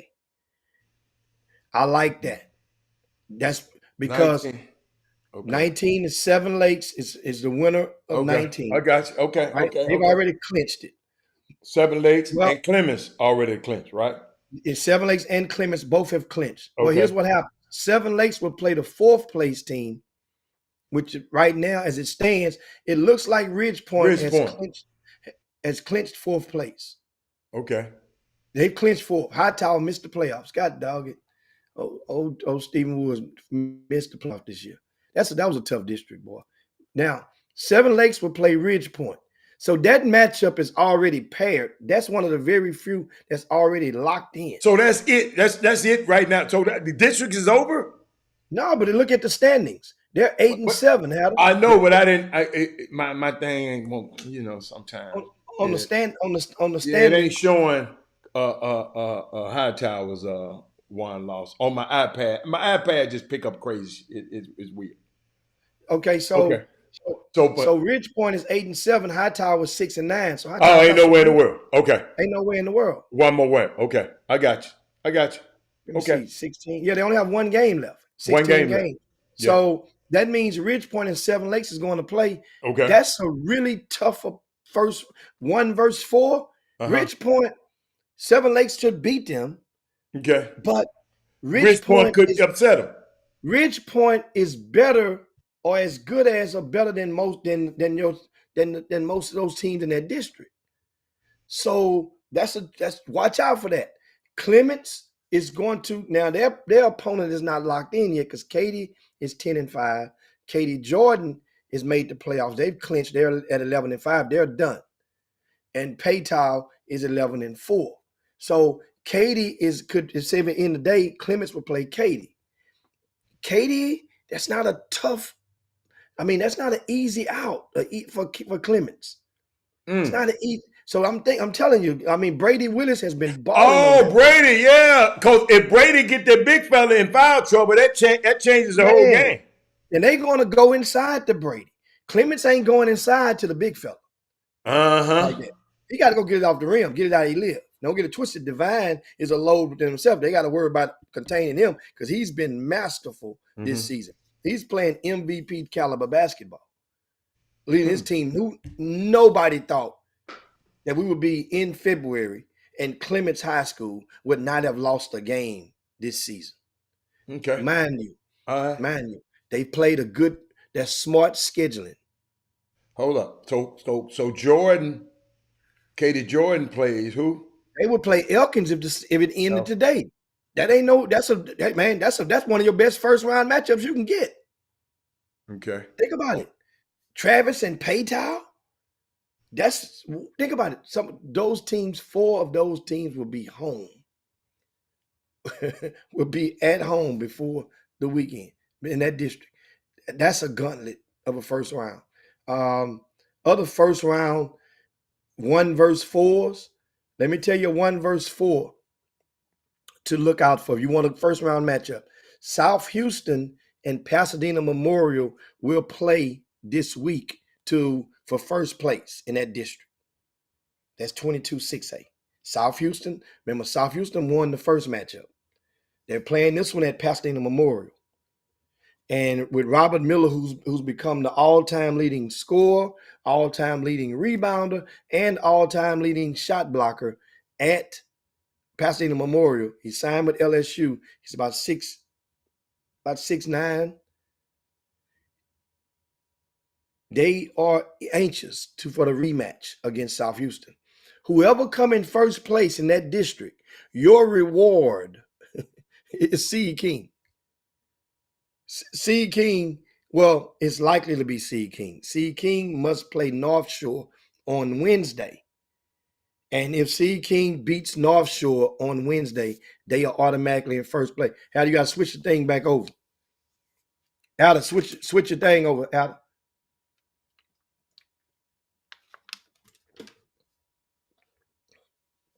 switch it over. You switched it. There you go.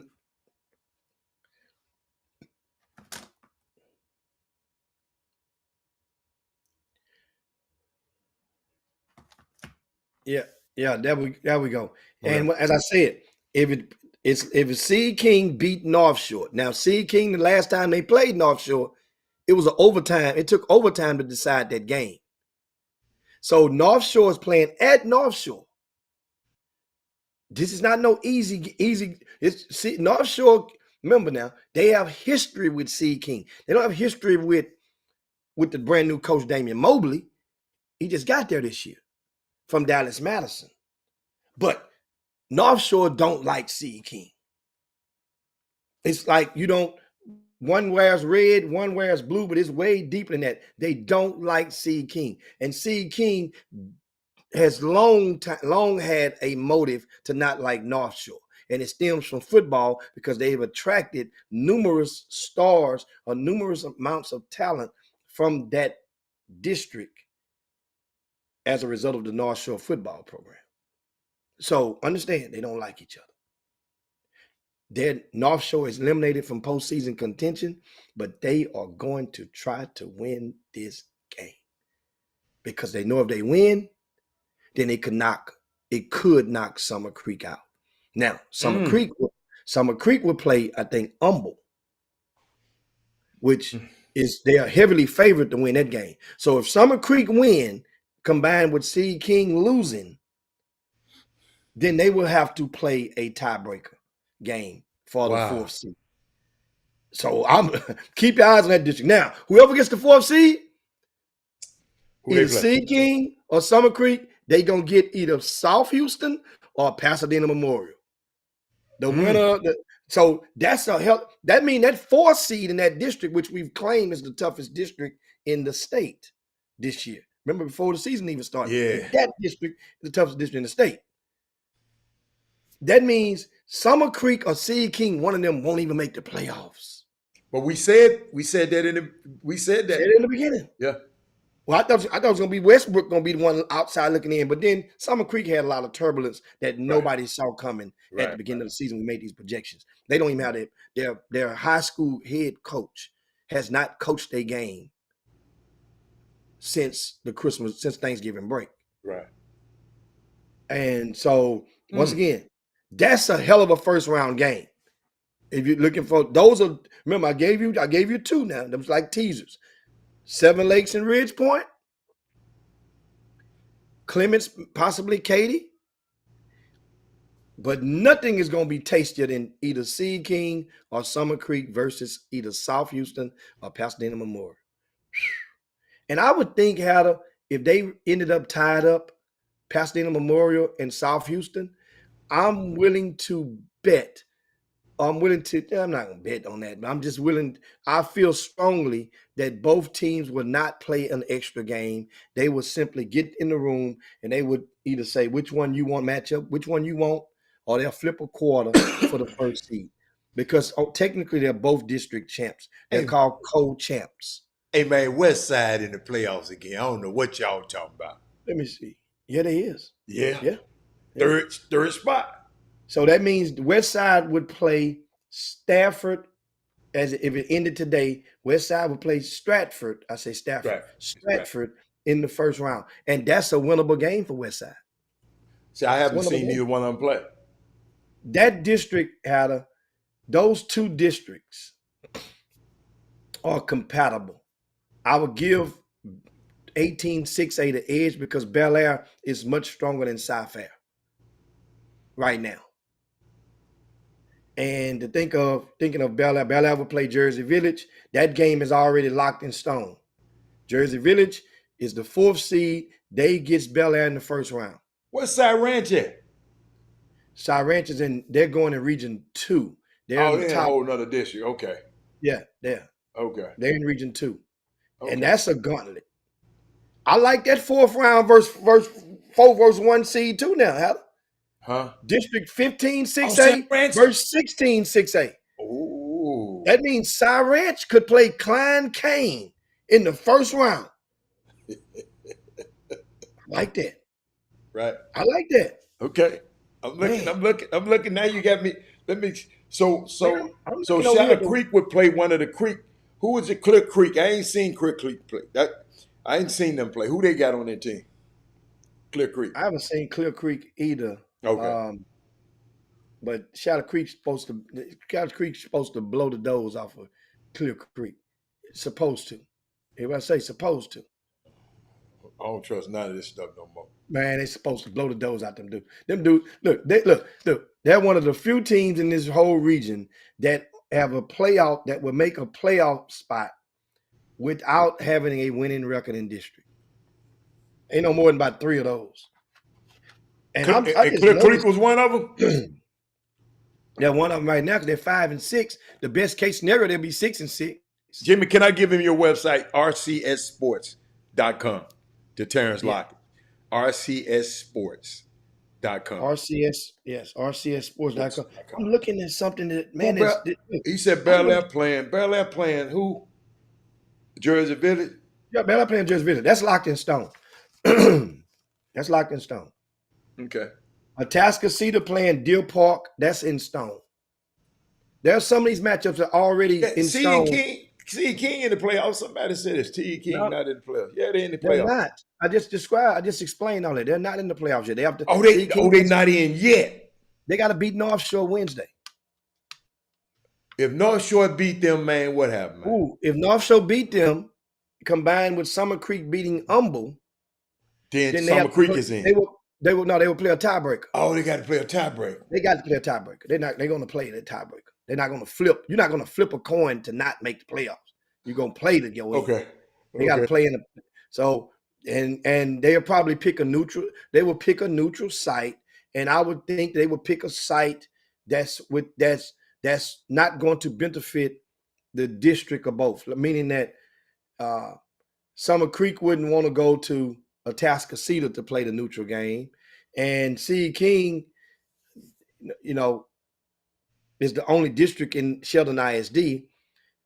They're probably not going to want to go to North Shore because of the bad blood. Okay. It ain't that bad, but I'm just thinking I don't want to go Summer, so they probably would pick that game to be, I would say, Humble High School is a possibility. If not Humble, I would guess either Crosby, they would play that game, or I would say Crosby would be easy because I was gonna say the Pavilion, but some of those, even though a lot of those mammies and pappies grew up in that neighborhood that feeds into the circumvents the Pavilion, that used to be the old Forest Brook High School. Some of them feel like that's beneath them now. Some of them, but it's gonna be interesting. That game now would be highly intense, and that would be, if they do, it would probably be Friday evening. In all likelihood, that game would be Friday. That tiebreaker would be Friday. Why would it be Friday? Because the playoffs could start on Monday if a team, and you can flip or agree on which day. And so if I'm gonna be waiting, and let's say if I'm South Houston or Pasadena Memorial, and my season ends on Wednesday, or Tuesday. I think they play each other on Tuesday. So if I end on Tuesday, I'm going to flip a quarter to play you on Monday because that's giving you one less day to prepare for me. You have to worry about each other first, and that's going to be on Friday. Yeah, I And want. if Yeah, yeah, yeah. I got a so, question. that's how it goes. Did you see Aaron Wilford says so? If Westbrook lose and C King win, would they have to have a for third place? Yes, if Westbrook lose and Seed King win, they would be tied for third, and Mm-hmm. both teams split this season. They Uh-oh. would simply, either first option is agree. If one team wants to play, Uh-huh. then they got to play. Okay. But that's how the rule used to be. I don't know if they laxed on that rule, but that's how it used to be. If one team wanted to play, they got to play. Then, but ADs normally, because coaches are more sensitive because they have relations and don't like, but ADs have a better working relationship in most cases. So the coach would let the AD know what he wants to do. Then the AD is going to take it because certain ADs have multiple teams that are involved in the playoff scenarios, and so while the AD is talking to the other AD, he or she is killing 3 or 4 birds with one stone. Somebody said they go by points, Jimmy. In which district? Uh, I know a couple of districts had some wacky rules like that before, okay. and there's maybe like 2 that had some type of Mm-hmm. crazy type of tiebreaker system. I know the Okay. Cypress districts is one of them. I know they have they had a crazy rule that like based on you can be. I mean, just you could have. Whoa. So somebody just texted me talking about Westbrook is the number 3 team regardless. How can they be the number 3 team regardless? Have they swept? Did they sweep I Sea don't. King? They must have swept Sweet. I don't know. Somebody just texted me, man. I ain't asking them all that. Wait a minute. I asked them why. Let's let's see. Pull it up on them, Jim. Now I can't be your. That's the only way they would be if they swept them. If they did not sweep them, then that the mathematics don't even make sense on that. Let's see. Let me see what. I'm looking at it. I'll keep talking. I'm just trying to see what time I got to be downstairs.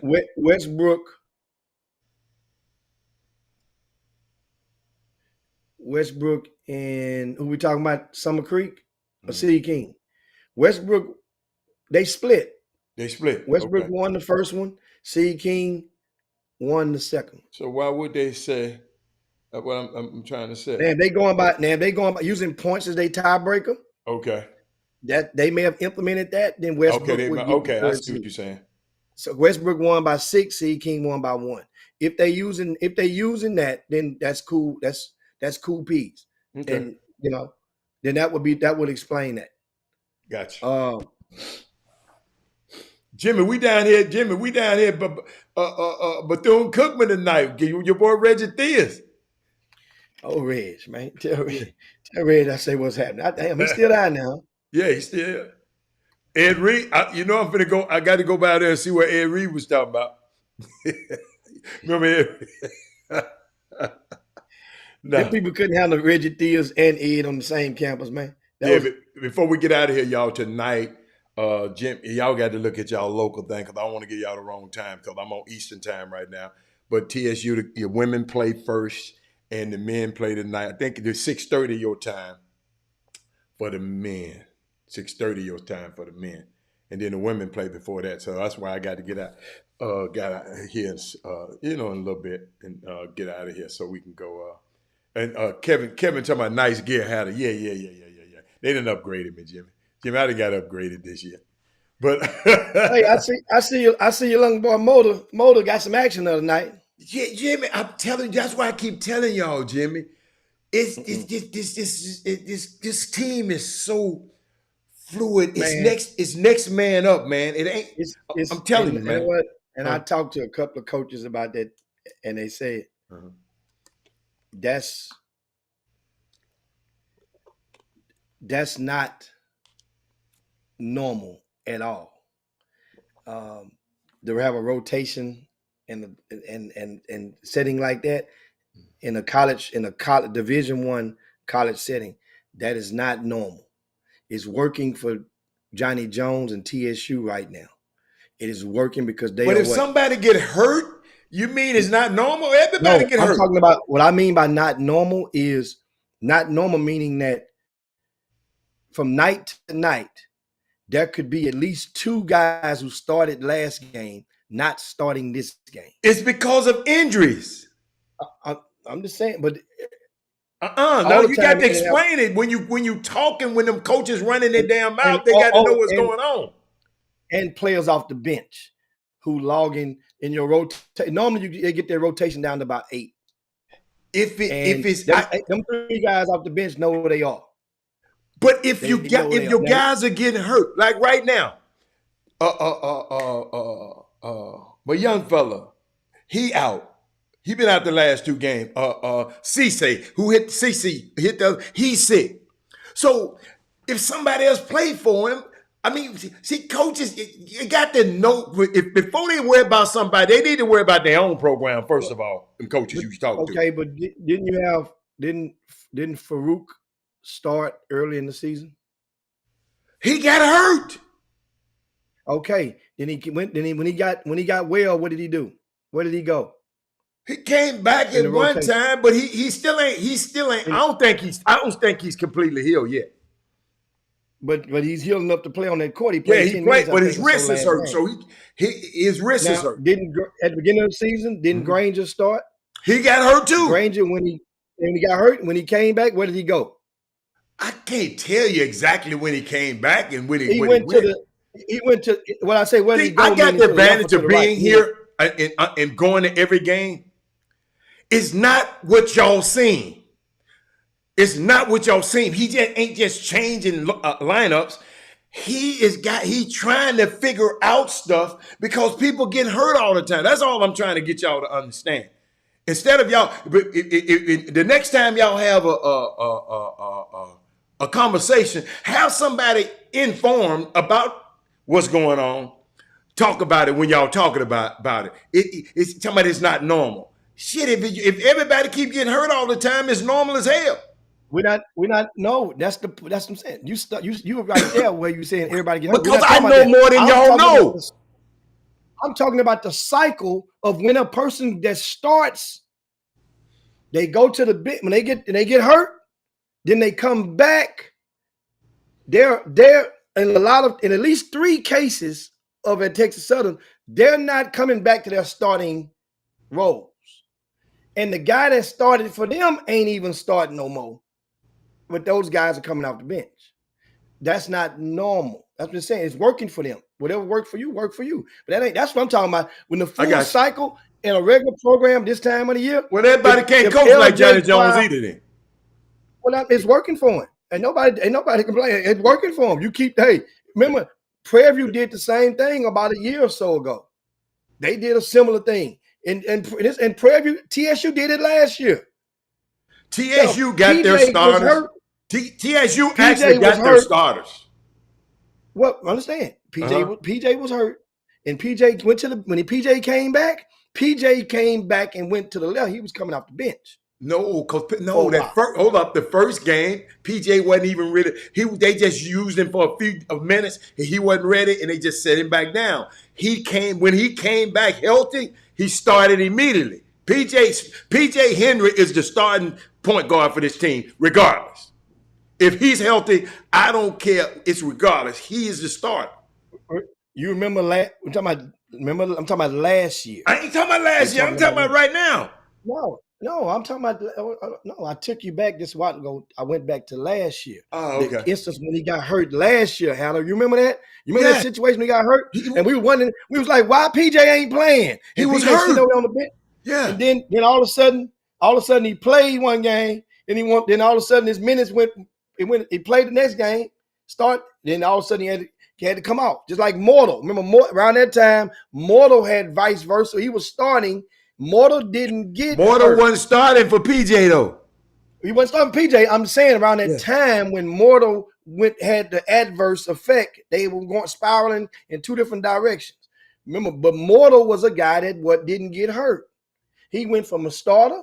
then Okay. went got his ass on that bench. Now, if you And, if you want to and talk about that, that happens in all of college basketball. that happens. But when you bundle them all together, Yeah. they all bundle together. It's like your ass can be starting at TSU now and be the ninth guy on that building at the end down there with the walk-ons tomorrow. No, Yeah, you, and you, guess you ain't what? doing it right. And guess what?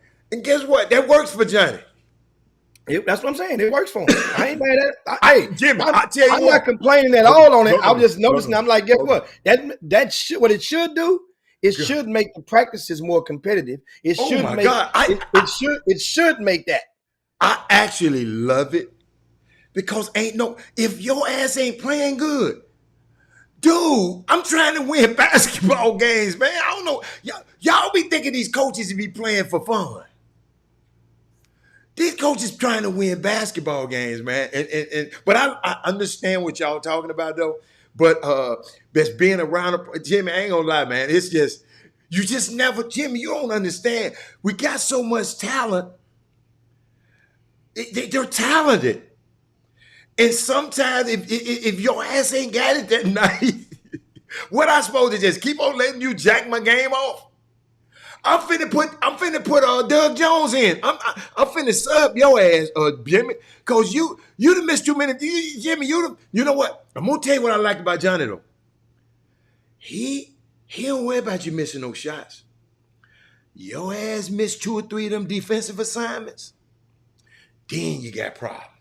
Then you gonna sit over here with me. I'm letting y'all know. Y'all watch it.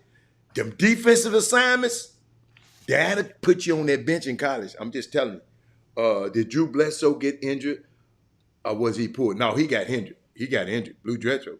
As a result, Tom Brady became yeah. Drew Bledsoe got he said the dumbest shit ever is to hear people say coaches show favoritism. Oh yeah, yeah. Well, that's that's an easy ignorant place that a lot of people Mm-hmm. be in who are on the opposite end of it, and they use as an excuse for why little Johnny ain't getting it done. Right. And most of the time, those people would not have been inside of a practice. And if you ask them, and most of the time I talk to coaches and Mm-hmm. I've talked to people about that topic before, and they Mm-hmm. say and in very rare occasions when if a coach is willing to speak to that parent in a very rare instance. But if it does, and that parent and that kid is there, and they're having all of them in one room, that parent then learns the truth. And it had been led to believing that it was being favoritism. Then the parent would learn why some of the reasons that contributed to their son or daughter not getting the level of opportunity that they thought he or she should get. And you'll be surprised.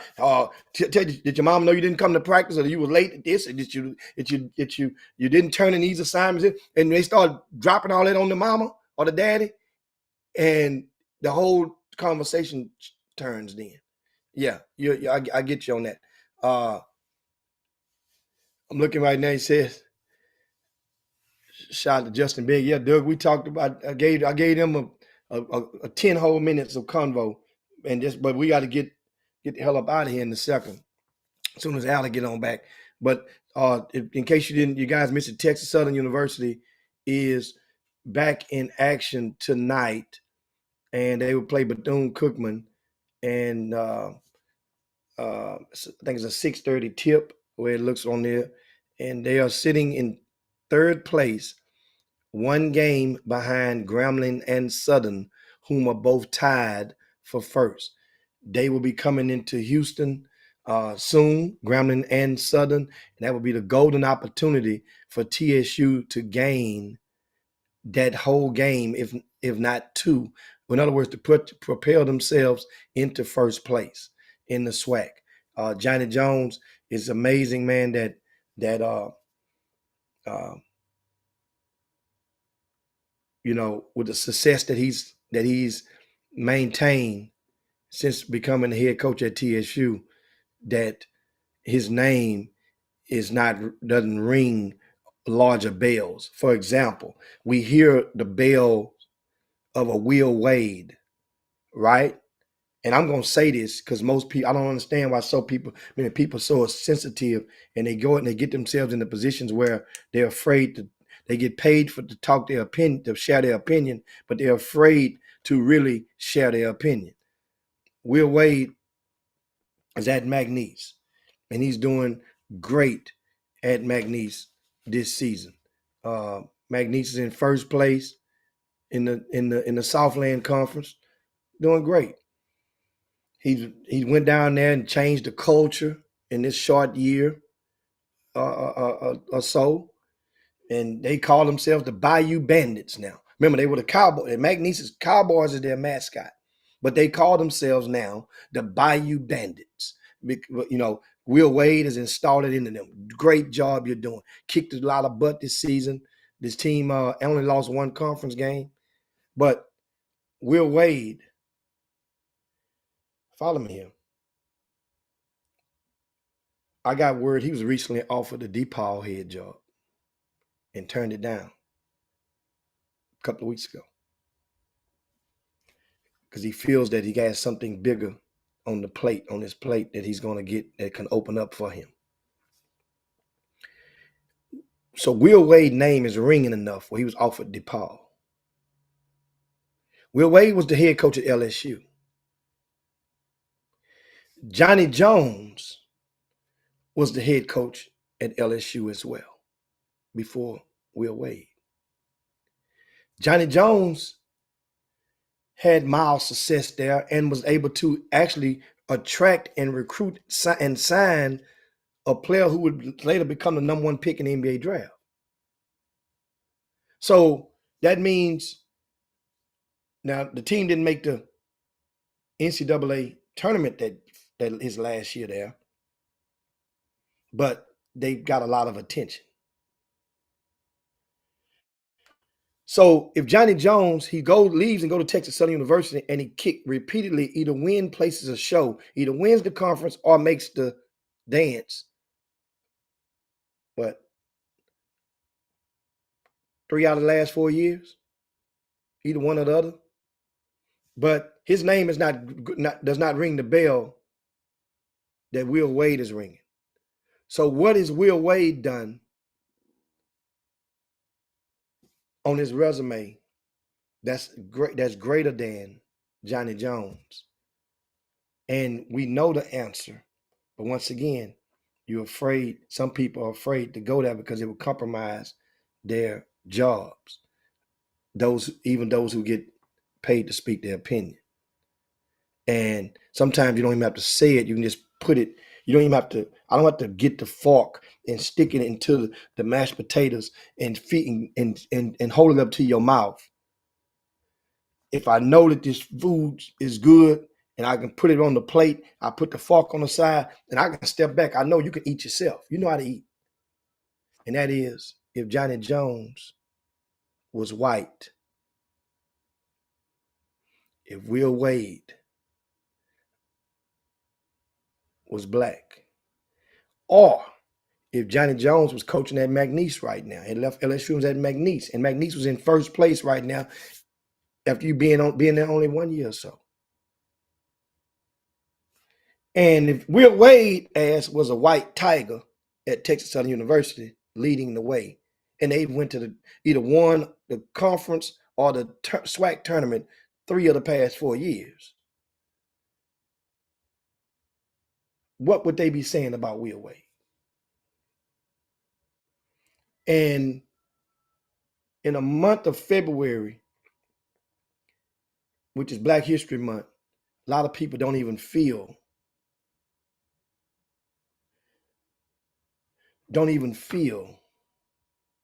that they can go and push the needle or push your feet as closer to the chalk as you can without going out of bounds. Push these questions out there and ask people.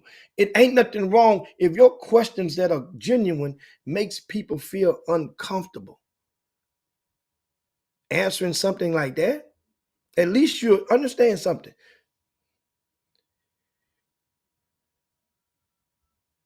2024 is described by a lot of people back in January as the year of the truth. So how do you expect to get the truth if you're not going to ask those type of questions from some people? Later on this year will be an election.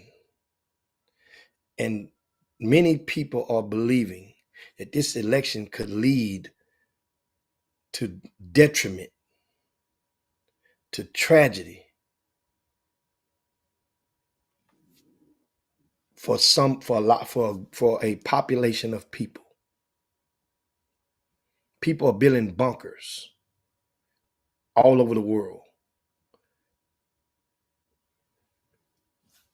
Ain't nothing wrong with them building bunkers, but why all of a sudden they're building them in sequence? This one is doing one now. This one is getting done now. This one, why now? Why in 2024? Why you didn't get yours done 5 years ago? I'm quite sure that plenty of people got bunkers. That's why they call bunkers. Hell, we know what they are. So why all of a sudden there's a mass? You just want to throw your money away? No, it's a reason that some people believe they need to. So my point is, many of you guys, this is the perfect time, February, because it's Black History Month, they say. So this is the time when you can go and ask and pose questions to learn about your friends or your allies of the opposite race. It's the perfect time. In a way that you're not shaming, in a way that you're not being so totally offensive, the way you can just ask questions. White folk, this is the perfect time for y'all to ask some of your, if you claim them your best friends, man, I got a question. I never asked nobody this that's Black, but why do you like watermelon over cantaloupe? Or if that's what you really want in your heart to know, which is really to some people be an ignorant ass question, but guess what? If that's what you really want, that's your ask. If Black folk, you want to ask them why don't they put more seasoning in their food? Then this the perfect time, perfect month to ask. I mean, I got a question. I never asked nobody why do y'all do this? Why do y'all do that? And that way now you can learn more about your so-called friends or allies, because you don't want to be in a situation where you can learn the hard way. Because this election, we saw it made people around us change almost 8 years ago. It made people change. You saw that. Y'all saw that. Many people ignored it. It made people change in sports. Remember, it made the recruiting game change because there was a movement that the powers that be in the establishment quickly shot down, because now and that was one of the scariest things in the world, especially with name, image, likeness coming into play now. But it wasn't in play before then. And then remember everybody posed going, what if all the Black folks start going to HBCUs? Remember every year when we get mad about something, that topic would come up, right? So you guys, just gave you guys something to chew on. Looking at some of the comments. That's right, Freeman. Book Richardson still doesn't have a job. And, that's messed up. It's sad. A guy like Book, I mean, they totally they broke him. They meaning the system. Broke him. And his boss is still employed by the establishment. And everybody turned the other cheek, and his boss is still able to recruit some of those players from guys that say they had Book back. You had Book back, then you would make it be known. Don't you dare come to recruit none of my players. But then the coach got to let that summer coach, that grassroots coach, got to let them parents know this the deal. If you come and play for me, We're gonna get your kids in front of. We love all the schools fair, but at the same time, if that school, this particular coach, not the school, but this coach, if he's recruiting your baby, he's going to go through you. He's gonna have to go through you anyway. But I'm not gonna endorse him in no form or fashion. Just letting you know. And he should know that already. But we standing with book. It ain't like we totally anti you. We standing with book until somebody does right by book. That would be how the game is supposed to be played.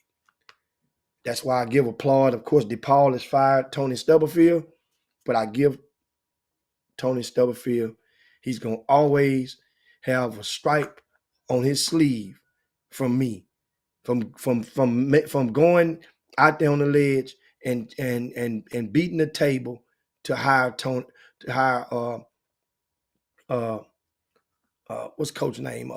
Used to be the head coach at TSU. You guys, my mind going blank on it. What's his name? I'm waiting till you guys put it on the screen. Went and hired him. Now that means he got his foot back in the door, and that's T. Harvey, Tony Harvey. Thank you, Frank. Tony Stubblefield hired T. Harvey. Nobody would hire this dude. He was a head coach. This guy fell on the sword for his boss, just like in a similar fashion, like Emmanuel Book Richardson did for his boss. Both of those bosses happen to be white. And one of them boss, T. Harvey boss, I think he's coaching in the NBA.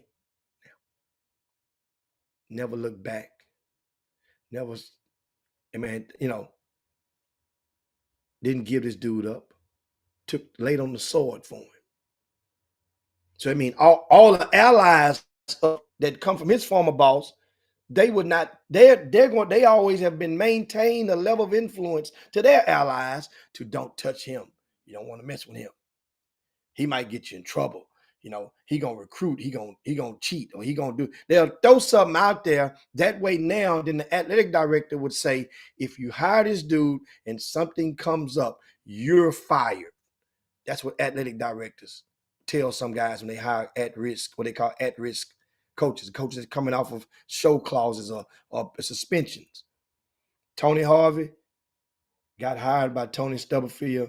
I applaud Tony Stubblefield for looking out for one of your allies, one of your buddies. I applaud Snoop. I thought Snoop Johnson was going to get hired. He didn't get Snoop on. Well, but he got Tony Harvey on. So that just too good. So I know, and we thought Snoop was going to get on. Same thing. People hiring, that's all you see on people's benches right now is relationships. People looking at University of Houston, and it mystifies people from around the country. I talk to coaches that come in, man, how they get that thing going like at a U of A? So what the hell you mean? Why are you going? I mean, you got to win, but in order to start winning, and you got to win again and win again and win again. First of all, U of H, they believe in the homegrown. They recruiting guys out of high school and believe in developing. You got guys that's family. Everybody on that staff either played for Coach Sampson or related to Coach Sampson. From the top to the bottom, or coached up under him. Everybody. So we talk about that more. We got to get up out of here in the second. But you guys get it? Relationships. If more people would not be afraid. Johnny Jones, I think, ain't his son on the bench? Ain't his son on the bench, Adam? Yeah. You damn right. I applaud Johnny Jones. Ain't nobody else will hire your son. You got him to hire your son and give him something on his resume. You hire your damn son. Them other folk been doing it for years. Absolutely. And you give him a winning. He's got winning on his resume. Yes. Every time TSU win a conference tournament or win first place, it goes on his resume. In case you guys didn't know that, assistant coaches, it go on their resume. It go on the medical staff resume. It go on the operations guy resume. It go on the sports information director's resume. Athletic director, vice president of operations, whatever. It goes on your resume as well. So You're a that's what winning champion. You got a ring. does.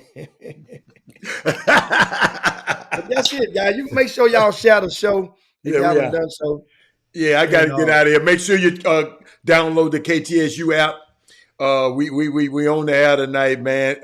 We need you right. I just want this win. We don't need the win. I want this win. I just want it for the young men. And but they got to want it for themselves. And tonight is gonna be fun. We're gonna talk. If you on the air, let me know you're listening, and give me a text or give me an email. Shout chopshop at gmail.com, chopshophtx at gmail.com. Or if you got on Twitter, Robert Hatter on Twitter, let me know you're watching us tonight. Then I'll shout you out on the broadcast tonight. yeah, but and so for that, of course, now when does Grambling and Southern come to town? Basketball. Man, I didn't look that far ahead. Hold on. It got to be soon Uh, because y'all at the bottom. Y'all yeah. They coming soon. Because y'all getting ready to go. Y'all in the second round of district. Yeah. They y'all coming. open conference with them last and we time, I think. and we want some of them. Yes, sir. Hold on. Let me. They're both one game ahead of TSU. Yeah. So TSU need this game. See, they got the win tonight too. Who they play tonight? Hold on. I'm gonna take Alabama A&M. Grambling plays Alabama A&M. They doing the Alabama. Them ain't no easy wins, player. Alabama ain't no easy wins. Alabama State is in right behind TSU. Yeah. There ain't no easy wins, man. Yeah, Tony Matlock ain't playing no games out there. Hold on, let me look at this schedule, man. Hold up. When does Prairie View and Southern and Grambling come to town? Okay. Since we have, I think man. I mean, it's so soon. It might be. I don't want to give you the wrong information. I'm waiting on my thing that they just want. Kevin Freeman say next week. Next week. So who comes this weekend? No, they coming this weekend. They coming next weekend. This weekend. Yes. So this weekend, it's gonna be double jumping. You know what happens? Their baseball teams come to town as well. Because they're playing in the Travis Scott is hosting the event at the Minute Maid. The Cactus Jack thing. Yeah. Cactus Jack, that's what they call it. Yeah. And they have several HBCUs will be playing at Minute Maid Park this weekend. So yeah. Southern, I just want Southern. I want them so bad. Oh my God, I want them so bad. Kevin Freeman, you hear that? He's a Southern grad. Yeah, I know. That's why him and Coach Farb. It's blessed. It's good. It's good. You're right. It's boy. And then we got to take that last road trip to down in the itty bitty Mississippi Valley. That's Freeman. That's Freeman stomping ground. Yeah, I don't like going down there. But and then then Jimmy, we come back home. Jackson State and Alcorn, and then end up with Prairie View in the house. Little fella starting, man. Little fella starting at Jackson State now. Yeah, man. See, you keep talking. Yeah, you know what? You keep running your mouth. That boy gonna be balling. They won their last game. Okay. That's all right. Little fella starting now. Hey, man. Remember I told you, you're in a situation that's not normal. Normally, coaches be doing that when they're trying to just, you know what? I'm looking for the perfect beat. Coach, put anybody. You know what? You ain't getting it done next coach, man up. No, coach in the SWAC, man. Y'all don't understand. All them coaches talking to you, they ain't in the SWAC, man. The SWAC, man, we're one big league. We trying to figure out how to win this damn tournament. Because whoever lose, their season over with. Whoever wins gets on that private play. Hey, whoever wins, get on that private plane. That's what I'm talking about. That charter flight. So that everything is geared up to that. And I understand their concerns, but y'all support us tonight. Put your hand on your phone tonight. Give us some tiger power as at Shadowbox. Let's say some tiger power. But we'll see y'all later. I got to get out of here. They waiting on me. And I'll see y'all later. Y'all shout out show on the way out the door, man. We'll see you guys on tomorrow. Don't forget, guys, to go over to RCS Sports. Check out the district standings and the playoff brackets are posted. We'll get back with you on tomorrow, and we'll talk some more sports. Chop Shop, we up out of here. Peace. It's on. Jim Hicks, Rob Hatter. You are now tuned in to the Chop Shop. I'm Retro. Let's get it. We in the Chop Shop. We live in the Chop Shop. We talking sports talk. We live in the Chop Shop. We in the Chop Shop. I'm talking sports talk. So turn your dials up. It's live in the Chop Shop. We in the Chop Shop. We live.